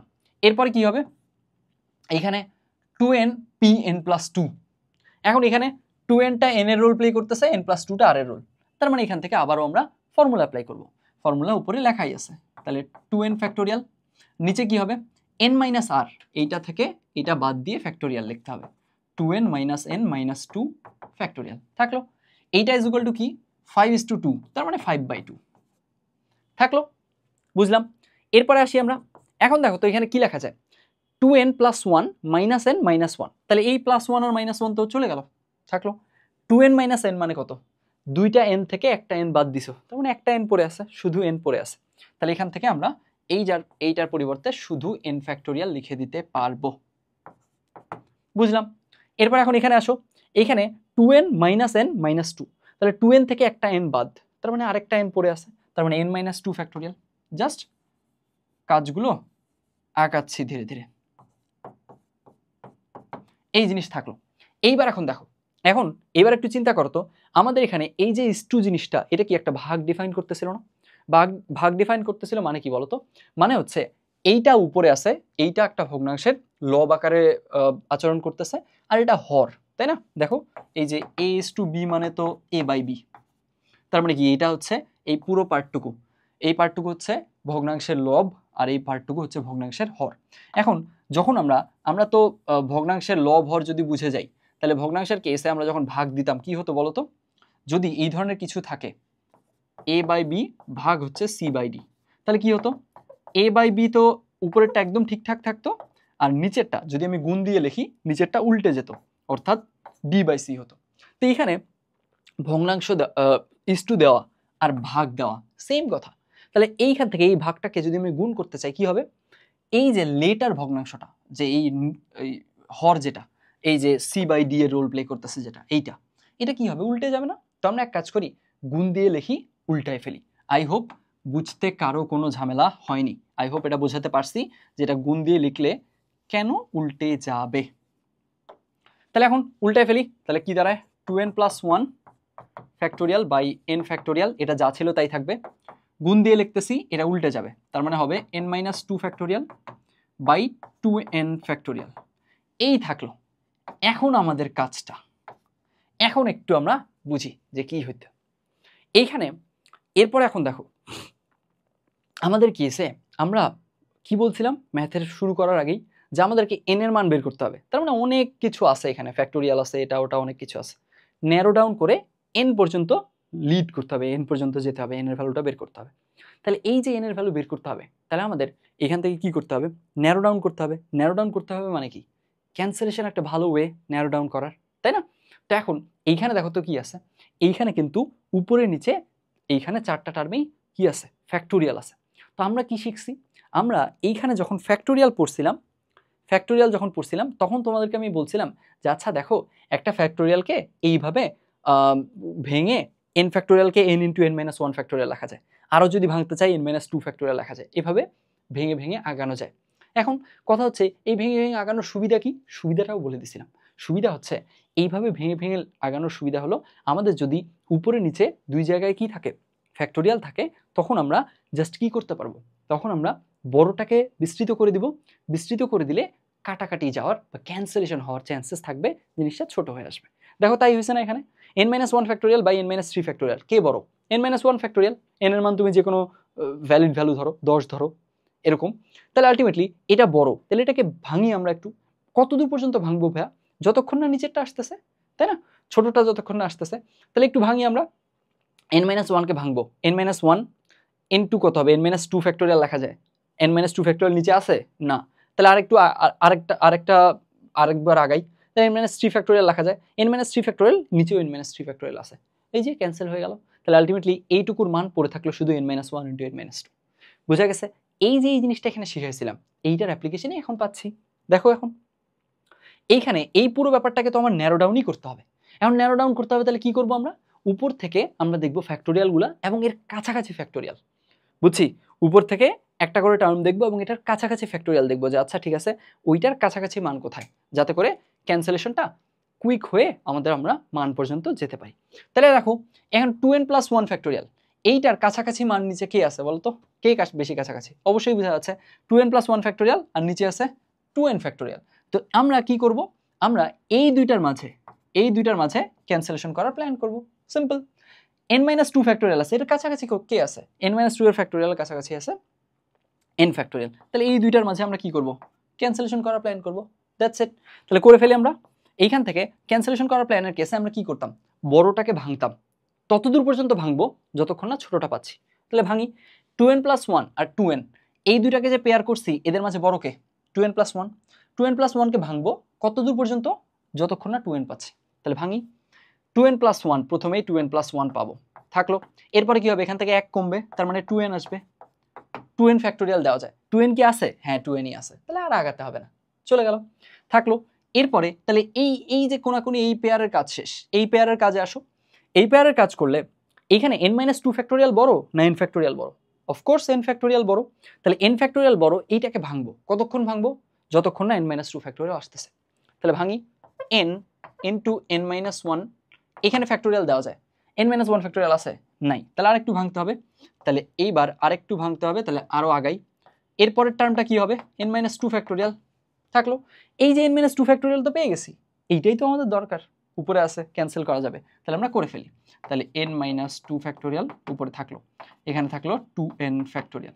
এইবার এইটা আর এটা ক্যান্সেল হয়ে যাবে, এইটা আর এটা ক্যান্সেল হয়ে যাবে, থাকবে কি? থাকবে হচ্ছে 2n+1, আর এখানে থাকবে n ইন্টু n-1, আর ডান পাশে তোমার 5/2 আছে। তাহলে আমরা এক কাজ করি, এইটার একদম সিম্পলিফাইড ফর্মটা লিখি। 2n+1, উপরে আর কিছু নেই, 2n+1 থাকলো, নিচে কি? n ইন্টু n-1, তাহলে এটা গুণ করে দেই, n² - n 5/2। এইবার দেখো তো তাহলে কি হয়ে গেল? ওই যে বারবার করে বলতেছিলাম ন্যারো ডাউন করতে হবে, ন্যারো ডাউন হয়েছে না অনেকটা। এখন আর কোনো ফ্যাক্টোরিয়াল জিনিসপত্র নাই, ফ্যাক্টোরিয়াল টোটালি চলে গেছে। এখন আমাদের সিম্পলি জাস্ট এখানে এইরকম একটা ব্যাপার আছে, এখান থেকে আমরা আর গুণ করে দিব, n এর ভ্যালু চলে আসবে। শুরু করি। তাহলে আর গুণ করলে কি দাঁড়ায় বলো তো? এর সাথে 2 গুণ হবে, তাহলে 4n + 2 ইজ ইকুয়াল টু, এর সাথে 5 গুণ হবে, তার মানে 5n² - 5n থাকলো। এখন এখানে কি চলে আসছে বলো তো? এইখানে একটা দ্বিঘাত সমীকরণ চলে আসছে না? n এর একটা দ্বিঘাত সমীকরণ চলে আসছে, এই যে n এর দ্বিঘাত সমীকরণ আসছে। আচ্ছা, n এর দ্বিঘাত সমীকরণ আসছে, তো আলটিমেটলি দ্বিঘাত সমীকরণ নিয়ে আই গেস স্কুল পর্যায়ে পরিচিতি আমাদের আছে। যদি পরিচিতি নাও থেকে থাকে, দ্বিঘাত সমীকরণ আমরা সলভ করতে পারবো ক্যালকুলেটরের হেল্প নিয়ে, বুঝছি? তাহলে একটু গুছাই নিই দ্বিঘাত সমীকরণটাকে। তাহলে দ্বিঘাত সমীকরণকে গুছানোর কেসে 5n² আছে, তাহলে 5n² থেকে গেল। 4nটাকে যদি আমরা ডান পাশে শিফট করি তাহলে দাঁড়াবে -9n, 2টাকে শিফট করলে -2, এই তো 0। এখন এইটাকে আমরা জাস্ট সিম্পলি ক্যালকুলেটরের হেল্প নিয়ে এটা সলভ করলেই n এর ভ্যালু চলে আসবে। এখন n এর ভ্যালু কি নিতে পারবো কি নিতে পারবো না এটা একটু বুঝি।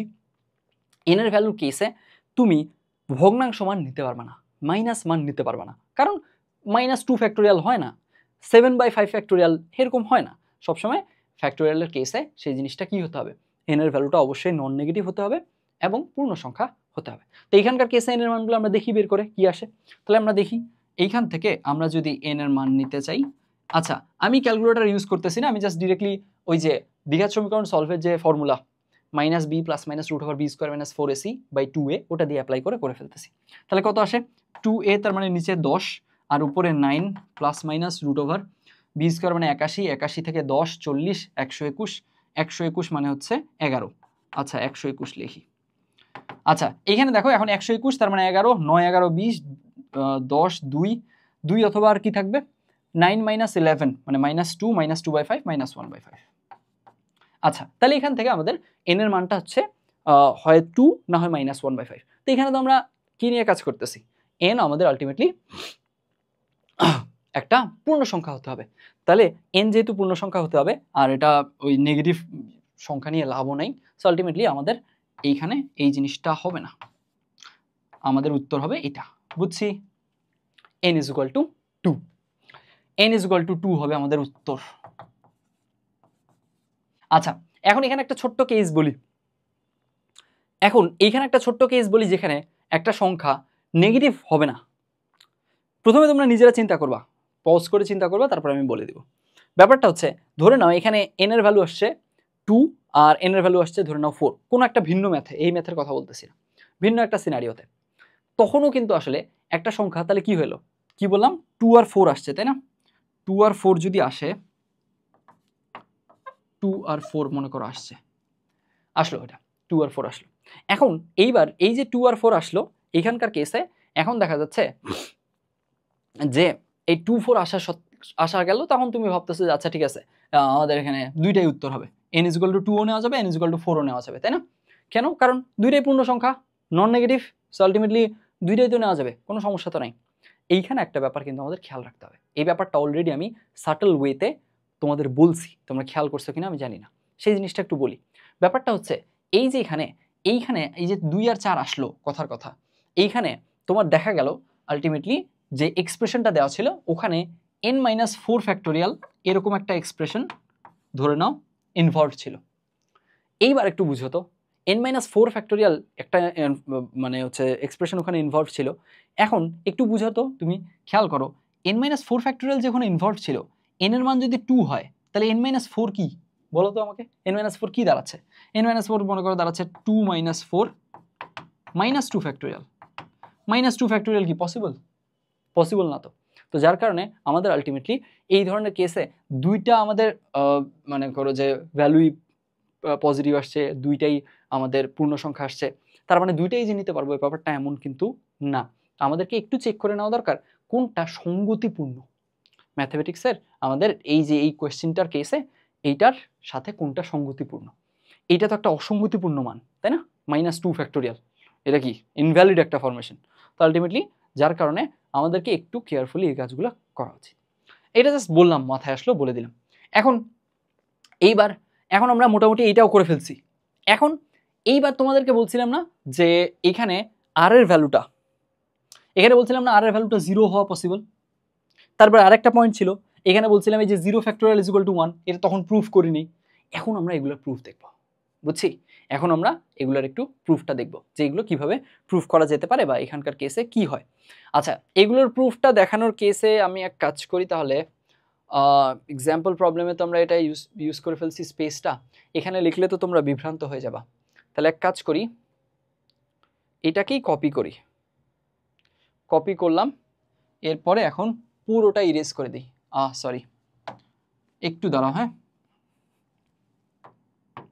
এইবার পুরোটা আমরা ইরেজ করে দিই। এইখানে আমরা ওই জিনিসগুলো দেখব, যা যা বলছিলাম ওই ব্যাপারগুলো একটু আমরা দেখব। আচ্ছা তাহলে কি কি বলছিলাম, কি কি দেখব আমরা? r = 0 হলে NPR এর ভ্যালুর কেসে ঘটনা কীরকম হবে সেই জিনিসটা দেখব বলছিলাম। আর 0 ফ্যাক্টোরিয়ালের ভ্যালু যে 1, এটা কি করে দেখানো যায় সেই ব্যাপারটুকু দেখব। শুরু করি তাহলে। খেয়াল করো আমরা এটুকু জানছি যে NPR এটার ভ্যালু হচ্ছে n factorial by n - r factorial. কি করে আসে না আসে সব দেখছি আমরা, এটার থাকলো। এরপর এখন তাহলে বলো তো আমাকে যে এইখানে এটা r, এখন এই যে NPR এর কেসে আমাদের যদি r এর ভ্যালু আমরা 0 বসাই তাহলে আসলে কি দাঁড়াচ্ছে, জিনিসটা আসলে আসে কি? NP যদি আমরা 0 বসাই তাহলে আসে উপরে n ফ্যাক্টোরিয়াল, নিচে r এর ভ্যালু 0 হয়ে গেছে, তার মানে n - 0 ফ্যাক্টোরিয়াল। তার মানে ঘুরে ফিরে কি দাঁড়ায় n factorial by n factorial, তার মানে এটা 1। এই যে n factorial by n factorial হয়ে 1 আসলো, তাহলে np0 এইটার ভ্যালু 1 আসলো, এইটার মিনিং কি, এটা থিওরিটিক্যালি কি মিন করে, এবার একটু আমরা সেই জিনিসটা বুঝি। খেয়াল করো, আমরা যখন পারমুটেশন কম্বিনেশন বা বিন্যাস সমাবেশ নিয়ে কাজ করতেছি, তখন আসলে কোনো একটা সার্টেন অ্যামাউন্টের জিনিস দেওয়া আছে, যে 5টা জিনিস দেওয়া আছে, 10টা জিনিস দেওয়া আছে, এইখান থেকে তুমি একটাও নিলা না, তুমি নিলাই না, কিচ্ছু নাও নি ওখান থেকে, এইটাও একটা ফরমেশন বা এইটাও একটা কনফিগারেশন, বুঝছি?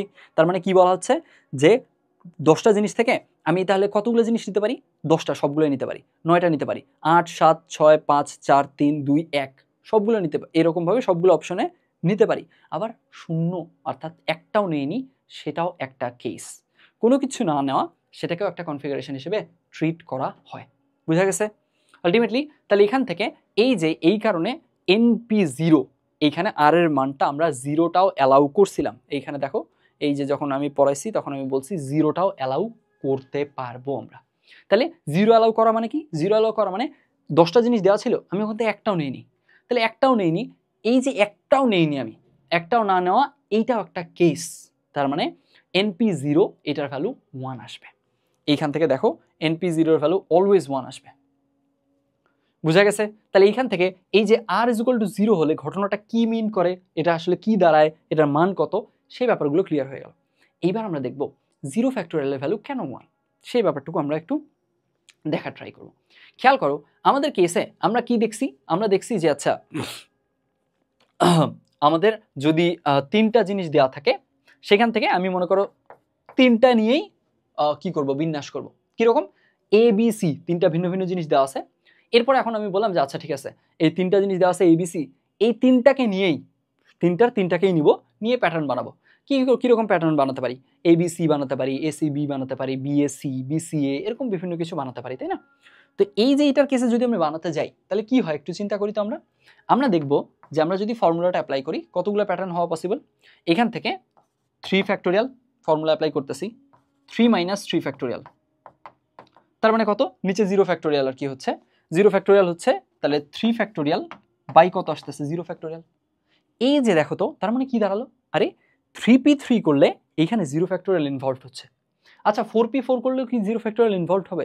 উত্তর হচ্ছে হ্যাঁ। 5p5 হ্যাঁ। এইবার তাহলে আমরা কি করব, আচ্ছা আমরা এখানে এই 0 ফ্যাক্টোরিয়ালকে এই 3p3 5p5 4p4 অর্থাৎ npn এইটার হেল্প নিয়ে ডিফাইন করব।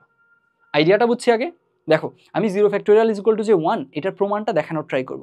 এখন কোত্থেকে শুরু করব সেটা প্রথমে দেখালাম, যে দেখো আমরা যখনই 3p3 4p4 npn করতেছি তখন আসলে 0 ফ্যাক্টোরিয়াল ইনভলভ হচ্ছে। আমরা আসলে এই পয়েন্টটা থেকে 0 ফ্যাক্টোরিয়ালের মান যে 1 সেটা দেখাবো, জাস্ট ওই আইডিয়াটুকু বললাম। এইবার সেটা কি করে হয়, কীরকম হতে পারে সেই জিনিসটা একটু দেখি।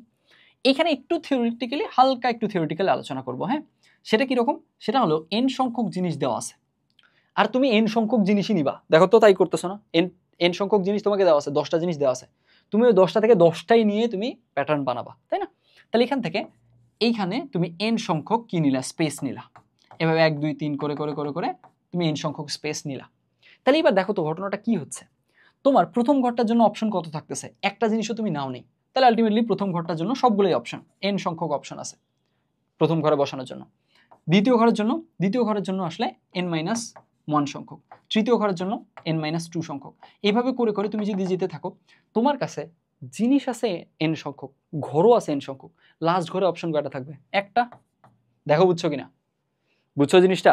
তুমি যদি এখান থেকে না বুঝো, আমি সহজে তোমাকে 3টা ঘর দিয়ে দেখাই। এই যে এই জিনিসটা দেখাই, তোমার কাছে ঘর আছে 3টা, জিনিসও আছে 3টা, তাহলে আলটিমেটলি এখানে যদি তুমি অপশন ওয়াইজ জিনিসগুলো চিন্তা করো, প্রথম ঘরের জন্য অপশন একটাও তুমি বসাওনি, তাহলে অপশন কয়টা, 3টাই।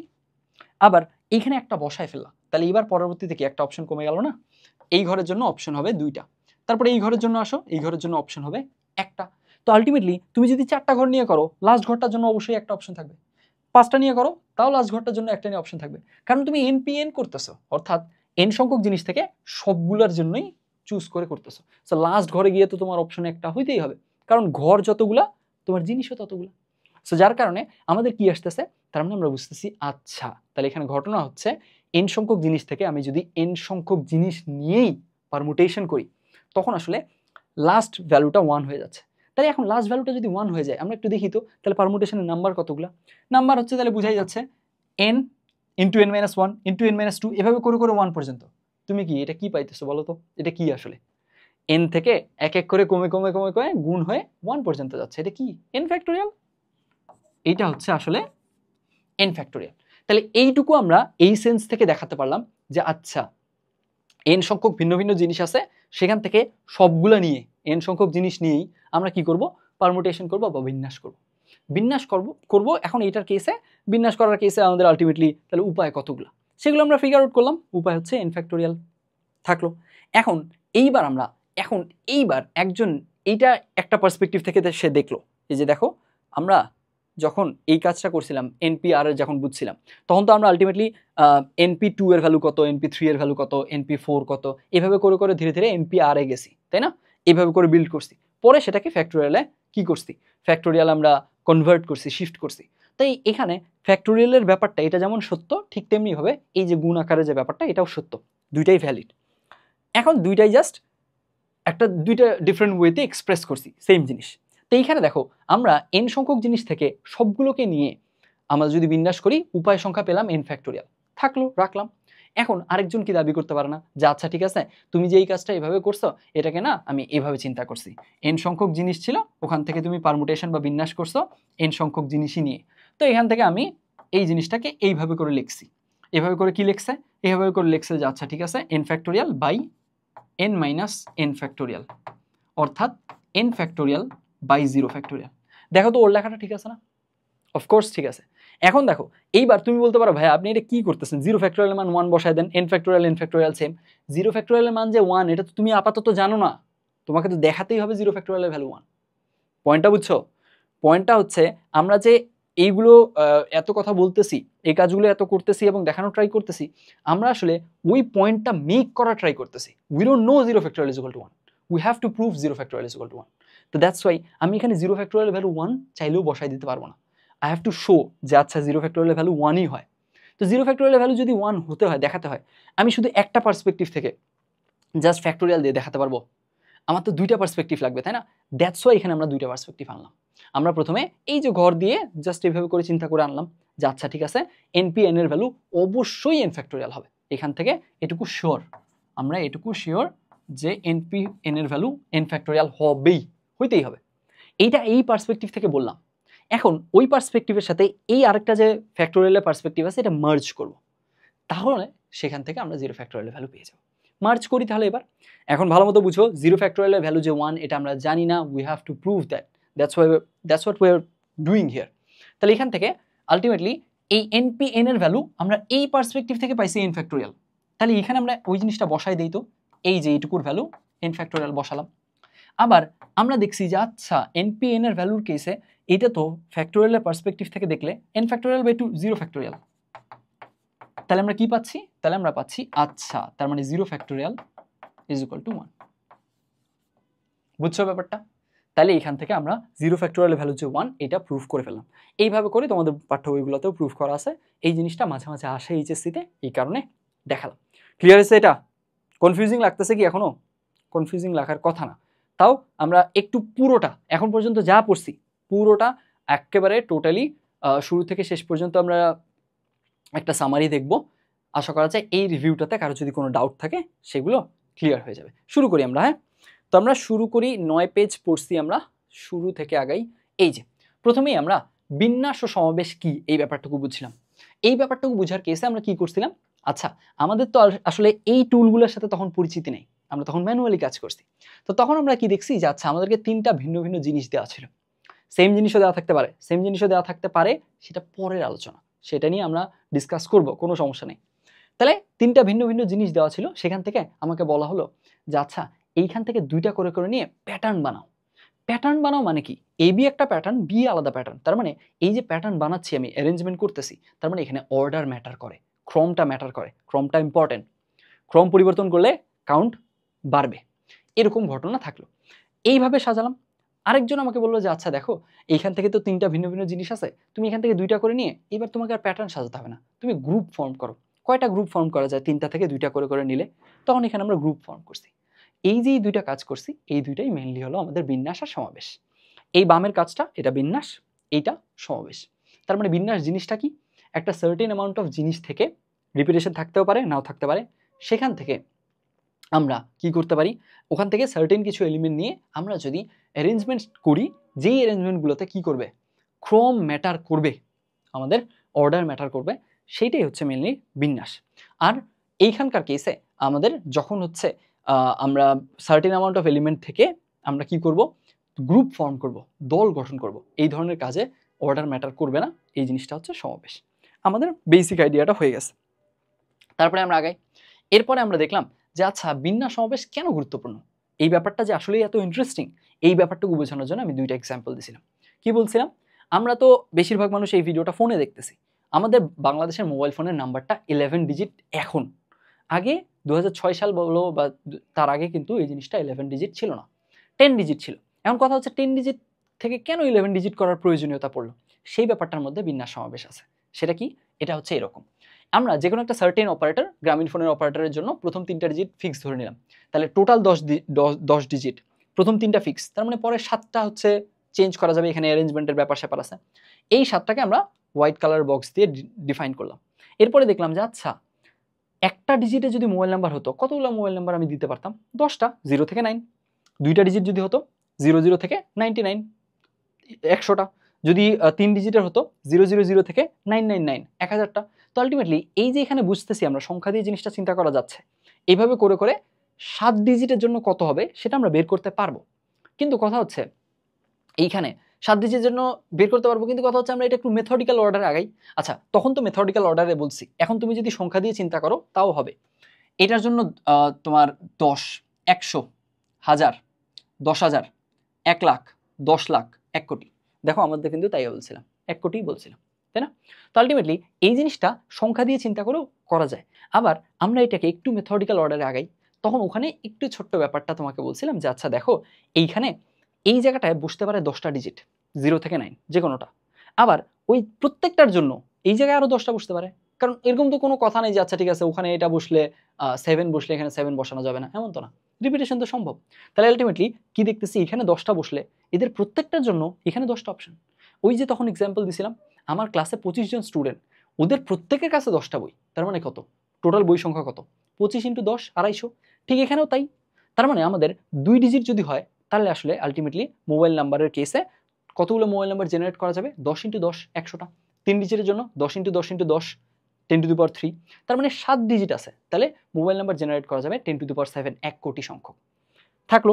কিন্তু 1 কোটি সংখ্যক বাংলাদেশের জনসংখ্যা ক্রমাগত বাড়তেছে, আবার একাধিক সিম একই মানুষ ওন করে, আলটিমেটলি তো বুঝাই যাচ্ছে 1 কোটি আসলে এনাফ নাম্বার না।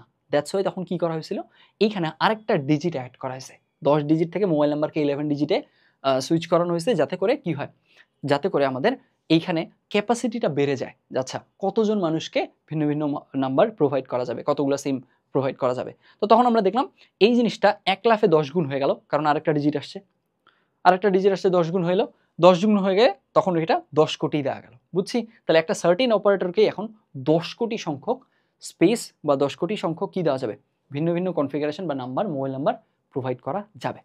এখন গেল এটা, এই ব্যাপারটুকু বুঝলাম। এরপরে আমি বলছিলাম যে আচ্ছা ঠিক আছে, আমরা যে এই ভিডিওগুলো দেখতেছি বেশিরভাগ মানুষ তো এটা ইউটিউবে দেখতেছি, ইউটিউবের কেসে লিঙ্কের ব্যাপার আছে না, প্রত্যেকটা ইউটিউব ভিডিওর ডিফারেন্ট লিঙ্ক থাকে। এই যে প্রত্যেকটা ইউটিউব ভিডিওর ডিফারেন্ট লিঙ্ক থাকে, এই লিঙ্কের কেসে এই লিঙ্কটা বা ইউআরএল এর লেন্থ হয় 11। এখন এই 11 লেন্থের কেসে প্রত্যেকটা স্পেসে আমাদের 64টা ডিফারেন্ট জিনিস বসানোর অপশন আছে, 0 থেকে 9, ক্যাপিটাল এ থেকে ক্যাপিটাল জেড, স্মল এ থেকে small Z, hyphen N underscore. তাহলে 64টা অপশন আছে। ঠিক একইভাবে এইটার মতো করি, তাহলে 11 লেন্থে 64⁻11, এই নাম্বারটা হিউমঙ্গাসলি বেগ, এটা ভীষণ বড় একটা নাম্বার। তো আলটিমেটলি এরকমভাবে আমার মেইনলি মোটিভ ছিল এটা বোঝানো যে আমরা দৈনন্দিন লাইফে যা যা দেখতেছি এগুলোর মাঝেই প্রায় প্রত্যেকটা জিনিসের মধ্যেই প্যাটার্ন ইনভলভড, এরকম শত শত এক্সাম্পল দেওয়া যাবে। এই যে ইন্টারেস্টিং ব্যাপারটা, বিন্যাস সমাবেশ ব্যাপারটা, এইটাতেই এখন আমরা এরপরে ডিপ ডাইভ করছিলাম। আগাই তাহলে, যেহেতু আমরা এখানে কাউন্ট করব, গণনা করব, তাই না? তো এখন এই পুরো চ্যাপ্টার জুড়ে যেহেতু গণনা করব, তো গণনার বেসিক নিয়ম আমাদের জানা উচিত। তো সেখানে গণনার বেসিক নিয়ম ছিল দুইটা, একটা হলো গণনার যোজন বিধি, বিধি মানে নিয়ম, যোজন মানে যোগ, তার মানে গণনার কেসে কখন জেনারেলি আমরা যোগ করব সেটার একটা নিয়ম, আর গুণন বিধি মানে কখন গুণ করব সেটার একটা নিয়ম। তো এই ব্যাপারটা নিয়মটা আমরা জেনারেলি সবাই বুঝি। সেটা কিরকম, যে আচ্ছা এখানে 3টা উপায়ে রাজশাহী থেকে ঢাকা যাওয়া যায় বাসে, বাসে উপায় আছে 3টা, প্লেনে আছে 2টা, ট্রেনে আছে 1টা, তাহলে টোটাল উপায় কয়টা? অফকোর্স 6টা। এটার জন্য তো আসলে আলটিমেটলি এরকম কোনো বিধি টিধি জানার প্রয়োজন নাই, আমরা তো কমন সেন্সেই বলতে পারি। তার মানে আমাদের ওই সেন্সটা কনসিয়াসলি হোক সাবকনসিয়াসলি হোক আমাদের মাঝে আছে, জাস্ট আমরা ওই সেন্সটাকে এবার আরও কনসিয়াস করব। বুঝছি? তাহলে গণনার যোজন বিধি ব্যাপারটা বেশ সহজ, বুঝছি, এক্সাম্পলটা বুঝছি। তারপরে গুণন বিধিতে আসলাম। গুণন বিধিতে বলছিলাম রাজশাহী থেকে টাঙ্গাইল যাওয়ার উপায় আছে 2টা, আর টাঙ্গাইল থেকে ঢাকা যাওয়ার উপায় আছে 3টা। তো আমাকে রাজশাহী থেকে প্রথমে টাঙ্গাইল যেতে হবে, তারপরে ঢাকা যেতে হবে, এই আমাকে এইটাই দেওয়া আছে ইনস্ট্রাকশন। তাহলে মোট কত উপায় আমরা যেতে পারি? তখন আমরা ম্যানুয়ালি একটু চেক করে দেখছিলাম, মোট উপায় আছে আমাদের 6টা। আমরা যদি একটু স্মার্টলি চিন্তা করি বোঝা যাবে এইখানে উপায় আছে 2টা, এর প্রত্যেকের জন্য উপায় আছে 3টা। এই প্রত্যেকের জন্য কথাটা খুব ইম্পর্টেন্ট। গণনার গুণন বিধি যতবার আসবে ততবার এই কথাটা আসবে। এইখানে যতগুলো উপায় আছে এদের প্রত্যেকের জন্য, তাহলে এদের প্রত্যেকের জন্য তার মানে গুণ হবে, সিম্পল। এইখানে 2টা উপায় আছে, ওদের প্রত্যেকের জন্য 3টা, তার মানে 3 দুগুণে 6টা। এই তো, তাহলে এখান থেকে গণনার যোজন বিধি আর গুণন বিধির এক্সাম্পল দিয়ে শুরু করছিলাম। এক্সাম্পলগুলো আই হোপ বোঝাটা খুব একটা টাফ তেমন কিছু না। এখন কথা হলো এইবার এদের নিজেদের মধ্যে আন্ডারলাইং যে স্টেটমেন্ট, এবার স্টেটমেন্টটা বুঝবো, আমাদের সাবকনশিয়াস যে রিয়ালাইজেশনটা এটাকে কনসিয়াসলি আমরা ফিল করব। সেটা কিভাবে? সেটা হচ্ছে যে আচ্ছা আমাদের কেসে যখন কোনো একটা কাজ করতেছি, কোনো একটা কাজ বা কোনো একটা পারপাস সার্ভ করতেছি, একটা পয়েন্ট থেকে আরেকটা পয়েন্টে লিড করতেছি, পুরোটা যাচ্ছি, এইটা করার কেসে এই কাজটা একটা কাজ যদি বিভিন্ন উপায়ে যত রকমভাবে করা যায়, এক উপায়ে 10 রকম, আরেক উপায়ে 20 রকম, আরেক উপায়ে 30 রকম, যতভাবে করা যায় সবগুলো যোগ হয়ে যাবে, কারণ একটা সিম্পল একটা সেম কাজই করতেছি। এই পয়েন্ট থেকে ওই পয়েন্টে লিড করা, এই লিড করার যে ব্যাপারটা, এই পারপাসটা সবাই সার্ভ করতেছে। তো যখন ওই সেম পারপাসটা একটা পয়েন্ট থেকে সার্টেন পয়েন্ট থেকে আরেকটা ডেস্টিনেশন পয়েন্টে যাওয়ার ব্যাপারটা সবাই একইভাবে সার্ভ করতে পারবে, একইভাবে মানে ডিফারেন্ট ওয়েতে করুক, কিন্তু এই পয়েন্ট থেকে এই পয়েন্টে সার্ভ যাওয়ার ব্যাপারটা সার্ভ করতে পারবে, এরা সবাই কি হয়ে যাবে? যোগ হয়ে যাবে in terms of that work, that কাজ, এই পয়েন্ট থেকে এই পয়েন্টে যাওয়ার কাজে। বুঝছি? ওই কাজটাই হয়েছিল এখানে, যোগ হয়েছিল। আচ্ছা এখানে আমি পরে মডিফাই করছি, মডিফিকেশনটা আপাতত ইগনোর করো। এরপরে আমাদের কি আসলো? এইবার গুণন বিধির কেসে ব্যাপারটা হচ্ছে যে এইখানে একটা কাজকে আসলে বেশ কয়েকটা ধাপে ভাগ করে নেওয়া হয়, এবং এখানে কি থাকে? প্রত্যেকটা ধাপে এইখানে এইটা প্রথম ধাপের প্রত্যেকটা উপায়ের জন্য দ্বিতীয় ধাপে আরো কিছু সংখ্যক উপায় থাকে। তাহলে এইখানে প্রথম ধাপে 5টা উপায় আছে, এদের প্রত্যেকের জন্য দ্বিতীয় ধাপে 3টা উপায়, তার মানে 3 5 15টা উপায়। এইরকম ব্যাপারটা এখানে গ্রো করে, যার কারণে কি হয়, এখানে যদি এল সংখ্যক উপায়, এখানে যদি এম সংখ্যক উপায় থাকে, এল ইন্টু এম হয়। আর এখানে কি হয়েছিল? এইখানে বাসে যাওয়ার জন্য এল, প্লেনে যাওয়ার জন্য এম, আরেকটা এন, তাহলে সবগুলো যোগ হয়ে যাবে এল প্লাস এম প্লাস এন, আর এখানে গুণ হয়ে যাবে। বুঝলাম? এখন কথা হলো এই জিনিসটা থেকে আমরা অনেকেই ভাবি যে আচ্ছা ঠিক আছে, এরকম কেসে তাহলে এইখান থেকে যতগুলো বের হবে ততগুলো জাস্ট গুণ করে দিব, আর কিছু না। এখান থেকে বের হয়েছে 4টা, এখান থেকে বের হয়েছে 2টা, 4 দুগুণে 8। ব্যাপারটা কি এরকম? মোটেও না। এখানে বুঝে কাজ করতে হবে, সেন্সটা বুঝতে হবে। এই সেন্সটা বোঝার জন্য এই একটা এক্সাম্পল দিছিলাম, আর এই একটা এক্সাম্পল দিছিলাম। এই এক্সাম্পলে কি বলছি? এই এক্সাম্পলে বলছি যে আচ্ছা দেখো এখানকার কেসে আমাদের এই যে এইগুলোকে যদি এবিসি নাম দেই পদগুলোকে, এটা ডি আর এটা হচ্ছে 1 2, রোমান 1 2 নাম দিছি, তাহলে এখন আমরা হুটহাট বলতে পারি না যে আচ্ছা ঠিক আছে আর থেকে বের হয়েছে 4টা, এখান থেকে 2টা, 4 দুগুণে 8টা, 2টা স্টেপ যেহেতু গুণ করে দিছি। ব্যাপারটা এমন না, আমাদেরকে বুঝতে হবে যে আচ্ছা কে কোন পারপাস সার্ভ করতেছে, কি হচ্ছে ঘটনাটা। আমরা দেখতেছি এবিসি এর প্রত্যেকের জন্য সেকেন্ড স্টেপে 1 2 উপায় আছে, তাহলে এদের প্রত্যেকের জন্য 2টা উপায় আছে, তার মানে 3টা জিনিস আছে, তাদের প্রত্যেকের জন্য 2টা উপায় আছে, তার মানে 3 দুগুণে 6টা উপায় আছে। এখন এই যে 3 দুগুণে 6টা উপায় পাইলাম, এই যে উপায়গুলো লেখা আছে, উপায়গুলো লেখা আছে এখানে, এই 6টা উপায় ওভারঅল কোন পারপাসটা সার্ভ করে, কোন পয়েন্ট থেকে কোন পয়েন্টে নিয়ে যায় আমাকে বলো। এরা ওভারঅল আর থেকে এম এ নিয়ে যায়। দেখো এ থেকে 1-এ যাও এম এ যাচ্ছ, এ থেকে 2-তে যাও এম এ যাচ্ছ, বি থেকে, এভাবে করে সবাই আসলে মেইন পারপাস যেটা সার্ভ করে আর থেকে এম এ যাওয়ার পারপাসটা সার্ভ করে। থাকলো আর থেকে এম এ যাওয়ার পারপাস সার্ভ করে। এখন দেখতেছি আমরা ডি একাই, ও ইন্ডিভিজুয়ালি একাই তো আর থেকে এম এ যাওয়ার পারপাস সার্ভ করে, তাহলে ডিও তার মানে কি হবে? এদের সাথে যোগ হবে। দ্যাটস ওয়াই টোটাল আমাদের পাথ নাম্বার ছিল, কতভাবে যাওয়া যায়? টোটালি 7 ভাবে। বুঝছি? তাহলে আমরা দেখলাম আর গুণ করে দিলাম মনে হলো, এমনটা না। সেন্সটা বুঝে কাজটা করতে হবে।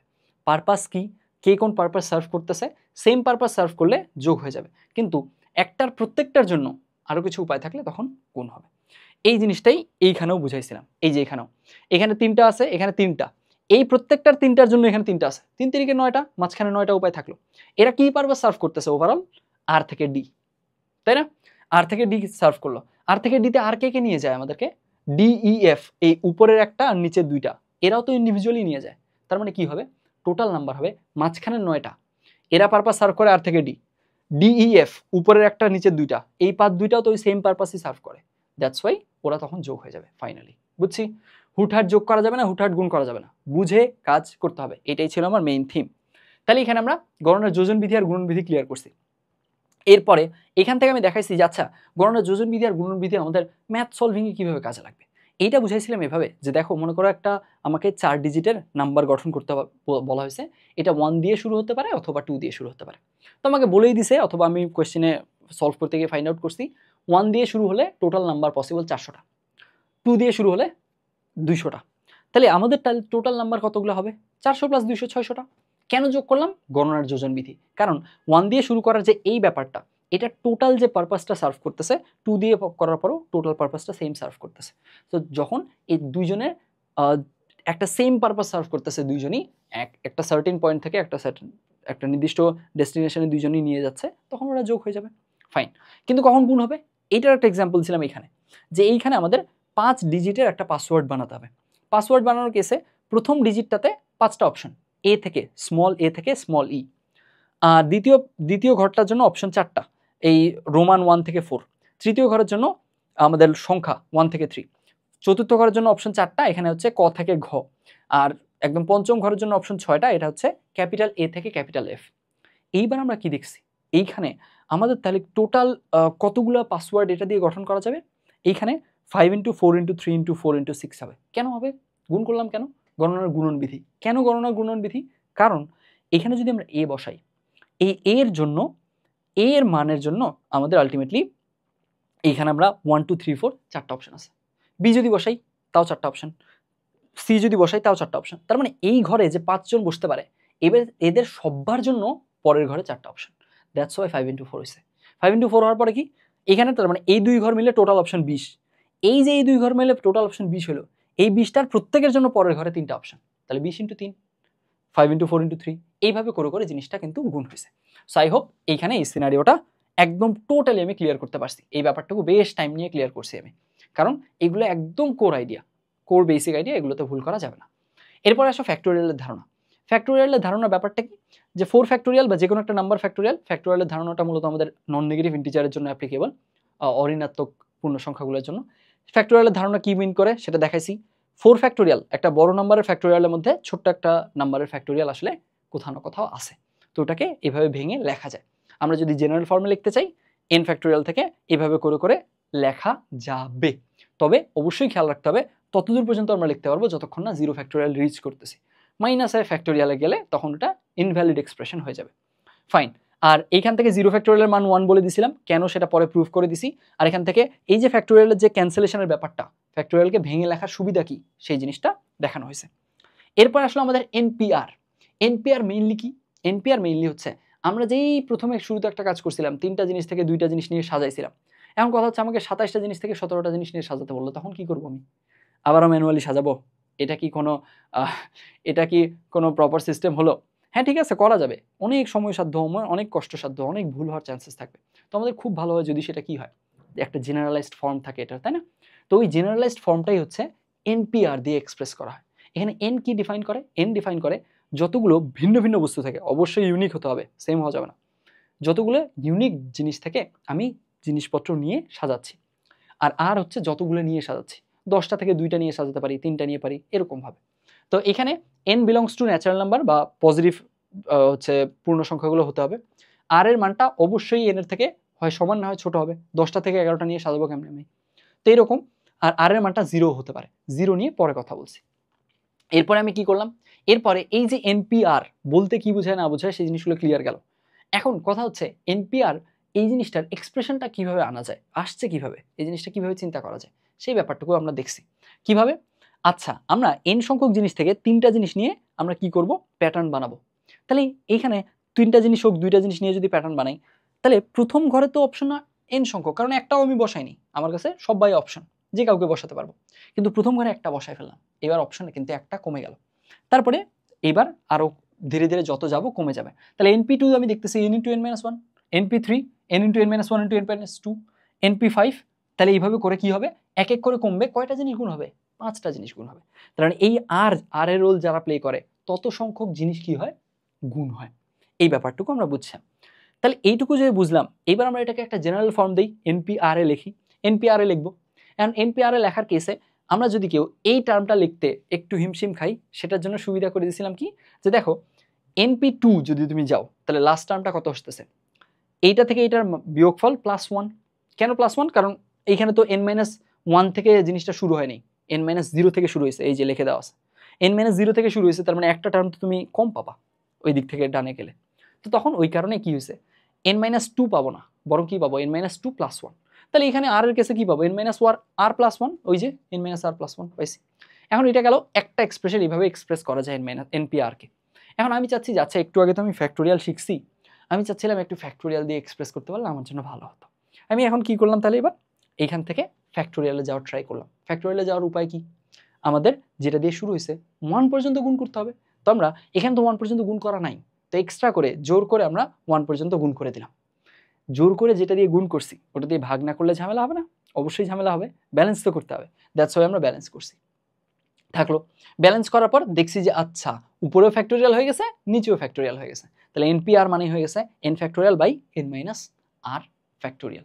এখন এরপরে আমি এখান থেকে তোমাদের যে জিনিসটা বুঝাইছিলাম যে আচ্ছা npr এর কেসে হচ্ছে এই জিনিসটা কখন কোথায় কোনটা বেশি এফিশিয়েন্ট বা একটু সহজ কোথায় হতে পারে, তো সেখান থেকে দুইটা সেম জিনিস, কিন্তু দেখো দুইটার মাঝে কোনো ডিফারেন্স নেই, এটা যা এটাও তাই, এটা থেকে এটা আনা যায়, এটা থেকে এটা আনা যায়, জাস্ট আমরা ইউজ কেসের কেসে কোনটাতে একটু আমরা সহজে করে ফেলতে পারবো জিনিসগুলো। যদি আমাদের আর এর ভ্যালু ছোট হয় তখন একটু এই গুণ দিয়ে চিন্তা করবা, কুইক বলতে পারবা। আর যদি আর এর ভ্যালুটা বড় হয় তখন আসলে ফ্যাক্টোরিয়াল দিয়ে চিন্তা করবা, তখন ওখান থেকে এক্সপ্রেশনটা কুইক আনা যাবে। আচ্ছা, এই গেল ব্যাপারটা। এরপরে আমরা কি দেখছি, এরপরে আমরা দেখছি একটা এক্সাম্পল প্রবলেম সলভ করছি, তাই না?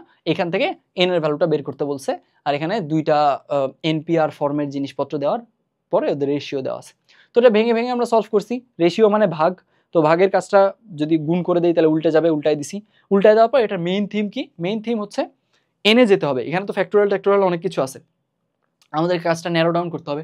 ন্যারো ডাউন কেমন করা যায়, সরলীকরণের উদাহরণ দিছিলাম। ন্যারো ডাউন করা মানে হচ্ছে এখান থেকে অনেক কিছু মানে এলিমিনেট করে করে করে করে ধীরে ধীরে ধীরে ধীরে শেষ পর্যন্ত যে জিনিসটা আমাদের দরকার বা অজানা জিনিসটা পর্যন্ত পৌঁছানো। তো ন্যারো ডাউনের কেসে একটা ভালো উপায় হচ্ছে ক্যান্সেলেশন, এখানেও তাই হবে, ক্যান্সেল করতে হবে, ক্যান্সেল করার টার্গেট আমাদের রাখতে হবে। তো এখন ক্যান্সেল যদি আমরা করতে চাই, আমাদের তো এখানে ফ্যাক্টোরিয়াল আছে, ফ্যাক্টোরিয়ালের ক্যান্সেলেশনের কেসে এই যে ক্যান্সেলেশনের কেসে কিভাবে কাজ করা যায় এটার বেসিক বুঝাই ফেলছি, ওইটাই এখানে অ্যাপ্লাই করছি, আর কিছু না। এখানে তাহলে ওই জিনিসটাই অ্যাপ্লাই করছি। এখানে কি করছি, আমরা দেখছি যে আচ্ছা উপরে নিচে যারা আছে এদের মাঝে কাছাকাছি কারা, উপরে আছে 2n+1, এটার কাছাকাছি কে, অবশ্যই 2n, n-2 এর কাছাকাছি কে, n। এখন এই কাছাকাছি জিনিসগুলোকে আমরা কি করব, বড়টাকে এক্সপান্ড করব, বড়টাকে এক্সপান্ড করলে ছোটটা একটা না একটা সময় চলে আসবে, সেটাই করছি।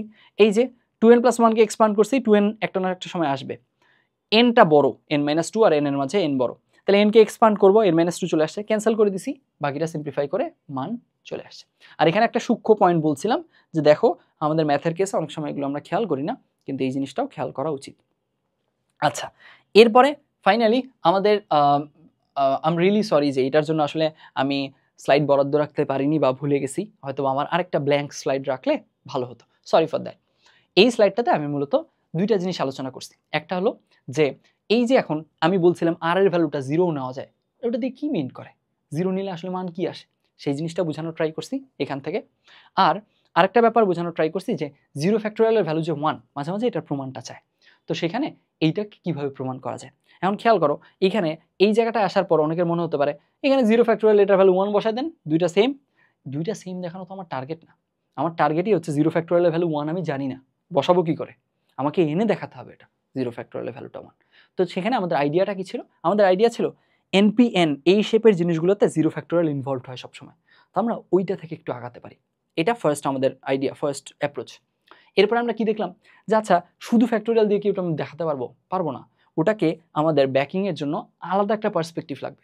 দ্যাটস ওয়াই আমরা দুইটা পার্সপেক্টিভের হেল্প নিছি। এইখানে আমরা জিনিসটাকে এইভাবে জাস্ট ঘর ওয়াইজ সাজায়, ওই অনুযায়ী অপশন ওয়াইজ সাজায়, n ফ্যাক্টোরিয়াল আনছি, NPN এর ভ্যালু n ফ্যাক্টোরিয়াল হবে, শিওর হলাম এই পার্সপেক্টিভে। এখন কথা হলো আরেকজন দাবি করতে পারে আরে NPN এর ভ্যালু তো ফ্যাক্টোরিয়াল দিয়েও লেখা যায়, তুমি না হয় ওইভাবে বের করছো, ঠিক আছে আমি একটু ফ্যাক্টোরিয়াল দিয়ে লিখে দেখি। তো ফ্যাক্টোরিয়াল দিয়ে লিখে দেখলো n ফ্যাক্টোরিয়াল বাই 0 ফ্যাক্টোরিয়াল আসলো। এখন এই দুটো তো সেম জিনিস, এখানেও NPN ওখানেও NPN, দ্যাটস ওয়াই দুটো ইকুয়াল। এই যে দুটো ইকুয়াল করে দিলাম, সেখান থেকে 0 ফ্যাক্টোরিয়াল ভ্যালু 1 দেখানো গেল।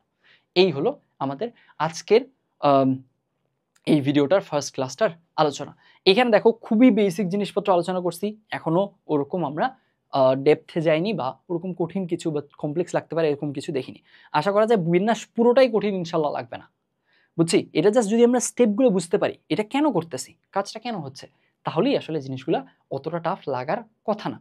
এখন তাহলে এই যে এই বিন্যাস চ্যাপ্টার বলো বা সমাবেশ বলো, এই পুরো চ্যাপ্টারটার কেসে আমার তোমাদের প্রতি পড়ার যে সাজেশন, যে আচ্ছা ঠিক আছে কিভাবে পড়বো, কিভাবে সবচেয়ে এফিশিয়েন্ট ওয়েতে এখান থেকে আমি নিজের জন্য বেনিফিট ড্র করতে পারি, সেটার সাজেশন হচ্ছে হজম করে করে পড়া।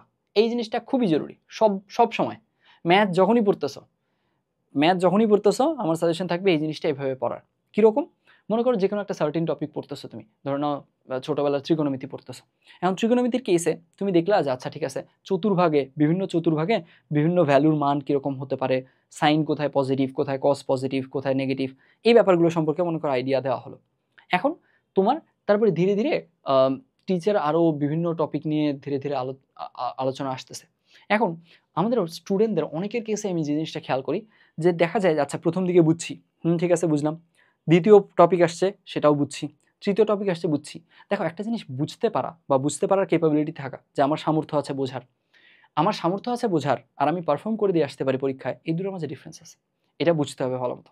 তোমার বোঝার সামর্থ্য আছে, দ্যাট ডাজন্ট নেসেসারিলি মিন যে তুমি ওটা খুব ভালো পারফর্ম করে দিয়ে আসতে পারবো পরীক্ষার খাতায়। তোমার তো পারফরমেন্স দরকার। তো এই কারণে আমাদের খুব বেশি দরকার ম্যাথ বোঝার কেসে, এটা খুবই এফিশিয়েন্ট একটা ওয়ে হচ্ছে হজম করে করে পড়া। একটা ব্যাপার হজম করে করে পড়া মানে কি মিন করতেছি, মনে করো একটা ব্যাপার পড়লাম, এই টপিকটা এইটা আমি টোটালি হজম করতে পারছি, বা এই জিনিসটা সে সম্পর্কে আমার আইডিয়া একদম টোটালি ক্লিয়ার হয়ে গেছে। এটা থেকে আমাকে প্র্যাকটিস প্রবলেম দেওয়া হলেও আমি এটা বেশ ভালো এফিশিয়েন্ট ওয়েতে ওয়ার্কআউট করতে পারবো। ফাইন, এরপরে আরেকটু আগালো, ঠিক আছে আরেকটু কনসেপ্টটা গ্রো করলো, আরেকটু আগালো টিচার। তো একটা সময় দেখা যাবে তোমার মাঝে মাঝেই মনে হবে যে আচ্ছা একটু গ্র্যাস্প হারাচ্ছি আমি, আমার কি হচ্ছে, আমি রশি টেনে ধরে আসি, আমার টেনে ধরে থাকাটা ধীরে ধীরে একটু ঢিল হচ্ছে। কেন ঢিল হচ্ছে? কারণ একের পরে অনেকগুলো কনসেপ্ট পড়তেছি, সেইখানে একটু গ্যাপ দিয়ে একটা ব্রেক নেওয়া উচিত। ব্রেক নিয়ে নিজে কী কী পড়লাম বা টিচার কী কী পড়ালো, ওই টপিকগুলো আমি নিজে বোঝাতে পারতেছি কিনা, আমার নিজের আন্ডারস্ট্যান্ডিংটা নিজের কাছে ক্লিয়ার আছে কিনা, এইটুকু আগে রিচেক করে নেওয়া। এইটা রিচেক করে নেওয়ার ফলাফল অনেক অনেক দারুণ, বুঝছো। এইভাবে করে রিচেক করে নেওয়া হলে যেটা হয় যে আলটিমেটলি ওই জিনিসগুলো ভোলার চান্স খুব কমে যায়, অ্যান্ড জিনিসটা খুব সলিড ওয়েতে দীর্ঘস্থায়িত্বের সাথে মাথায় থাকে। কারণ তুমি তো ওই জিনিসটার জার্নিটা তুমি নিজে ফিল পড়তেছো একটু পড়তেছো, আবার নিজে ওয়ার্কআউট করতেছো যে আচ্ছা ঠিক আছে এখানে কি কি পড়লাম, এই ব্যাপারগুলো বোঝালো, আমি একটু নিজে দেখি তো নিজেকে নিজে বুঝাই, বা নিজেকে নিজে একটু রিকল করা দেওয়ার ট্রাই করি আমি সবগুলো পয়েন্ট ধরতে পারতেছি কিনা বা সবগুলো পয়েন্ট ঠিকঠাক আছে কিনা। কীরকম আজকে পড়ানো থেকে উদাহরণ দিই। আজকে অনেক কথা বলে ফেললাম না একটা ক্লাসে, আমাকে আসলে বলাই হয়েছে একটু ডিটেইলে পড়াতে, সো আমি টাইম নিয়ে চিন্তাই করতেছি না। শুরুতেই বলে নিছি আমার টাইম একটু বেশি লাগতে পারে স্পেশালি থিওরি পার্টে। আমরা থিওরি পার্টেই বেশি টাইম দিব, যাতে করে থিওরিতে আমাদের কোনো ঝামেলা না থাকে। কারণ এগুলোই তো আমার হাতিয়ার, এগুলোই তো আমার অস্ত্র, এগুলোই আমার এলিমেন্ট, যেই এলিমেন্টগুলো দিয়ে আমাদের পরবর্তীতে ম্যাথ সলভ করতে হবে। আমার যেই এলিমেন্ট আমার হাতে আসে বা যেই অস্ত্রগুলো দিয়ে আমি কাজ করব, ওগুলোই আমার ক্লিয়ার না, তাহলে তো অবভিয়াসলি আমি পারফর্ম ভালো করতে পারবো না। তো আমার নিজের হাতে কী কী অস্ত্র আছে সেগুলোর সাথে আমার নিজের প্রথমে খুব ভালো ফ্যামিলিয়ারিটি গ্রো করা উচিত, যাতে সেখান থেকে মোস্ট বেনিফিটটা আমি ড্র করতে পারি। আমার সবসময় পড়ানোর মাঝে এই জিনিসটাই খেয়াল করবা। বেশিরভাগ কেসে থিওরিতেই আমি বেশি টাইম দিব প্রতিটা ম্যাথে, তখন যখন থিওরিটা ক্লিয়ার হয়ে যাবে প্রতিটা ম্যাথে তখন অত বেশি টাইম লাগবে না, কারণ আমাদের কি করতেছি না করতেছি এগুলো আমাদের মাথায় ক্লিয়ার থাকবে। আচ্ছা, এখন মনে করো আজকের ক্লাসে আমি যে হজম করে করে পড়ার কথা বললাম, এটা দিয়ে কি মিন করছি একটু বুঝাই। ধরে নাও প্রথমে আমি গণনার যোজন বিধি পড়াইছি আর গুণন বিধি পড়াইছি, এইটুকু পড়াইছি, এইটুকু এই পর্যন্ত আসছি, তারপরে তোমার মনে হচ্ছে হ্যাঁ ঠিকঠাক বুঝছি। কিন্তু যখনই আমি এরপরে এই ফ্যাক্টোরিয়ালে গেলাম, এই ভাঙার কথা বললাম, ভাগ করার কথা বললাম, এখানে তোমার মনে হচ্ছে তুমি একটু গ্র্যাস হারাচ্ছ। যদি মনে হয় তাহলে তোমার উচিত হবে এই যে গণনার গুণন বিধি এই পর্যন্তই নিজেকে আপাতত রেখে, পড়া বাদ দিতে বলতেছি না, আপাতত এই ভিডিওটা ওখানে দেখা বাদ দিলাম, এইবার এইখানে আপাতত এইটুকু পর্যন্ত কি কি পড়ানো হয়েছে এই ব্যাপারগুলো নিজেকে নিজে একটু বোঝানো যে আচ্ছা আমার কি সব কিছু ক্লিয়ার আছে কিনা, আমি কি সমাবেশ আর বিন্যাস উল্টা করে ফেলতেছি, আমি কি এই জিনিসটা ক্লিয়ার আছে না নাই, সমাবেশ আর বিন্যাসের কেসে এইখানে এই জায়গাটায় কোনটার কেসে অর্ডার ম্যাটার করে কোনটার কেসে করে না, এটা কি আমার ঠিকঠাক আছে আপাতত, এটা কি আমি ক্লিয়ারলি বলতে পারতেছি, আমাদের নিজের সেলফ রিয়ালাইজেশনটা ক্লিয়ার আছে কিনা, সেইগুলো জিনিস একটু চেক করে নেওয়া বেটার।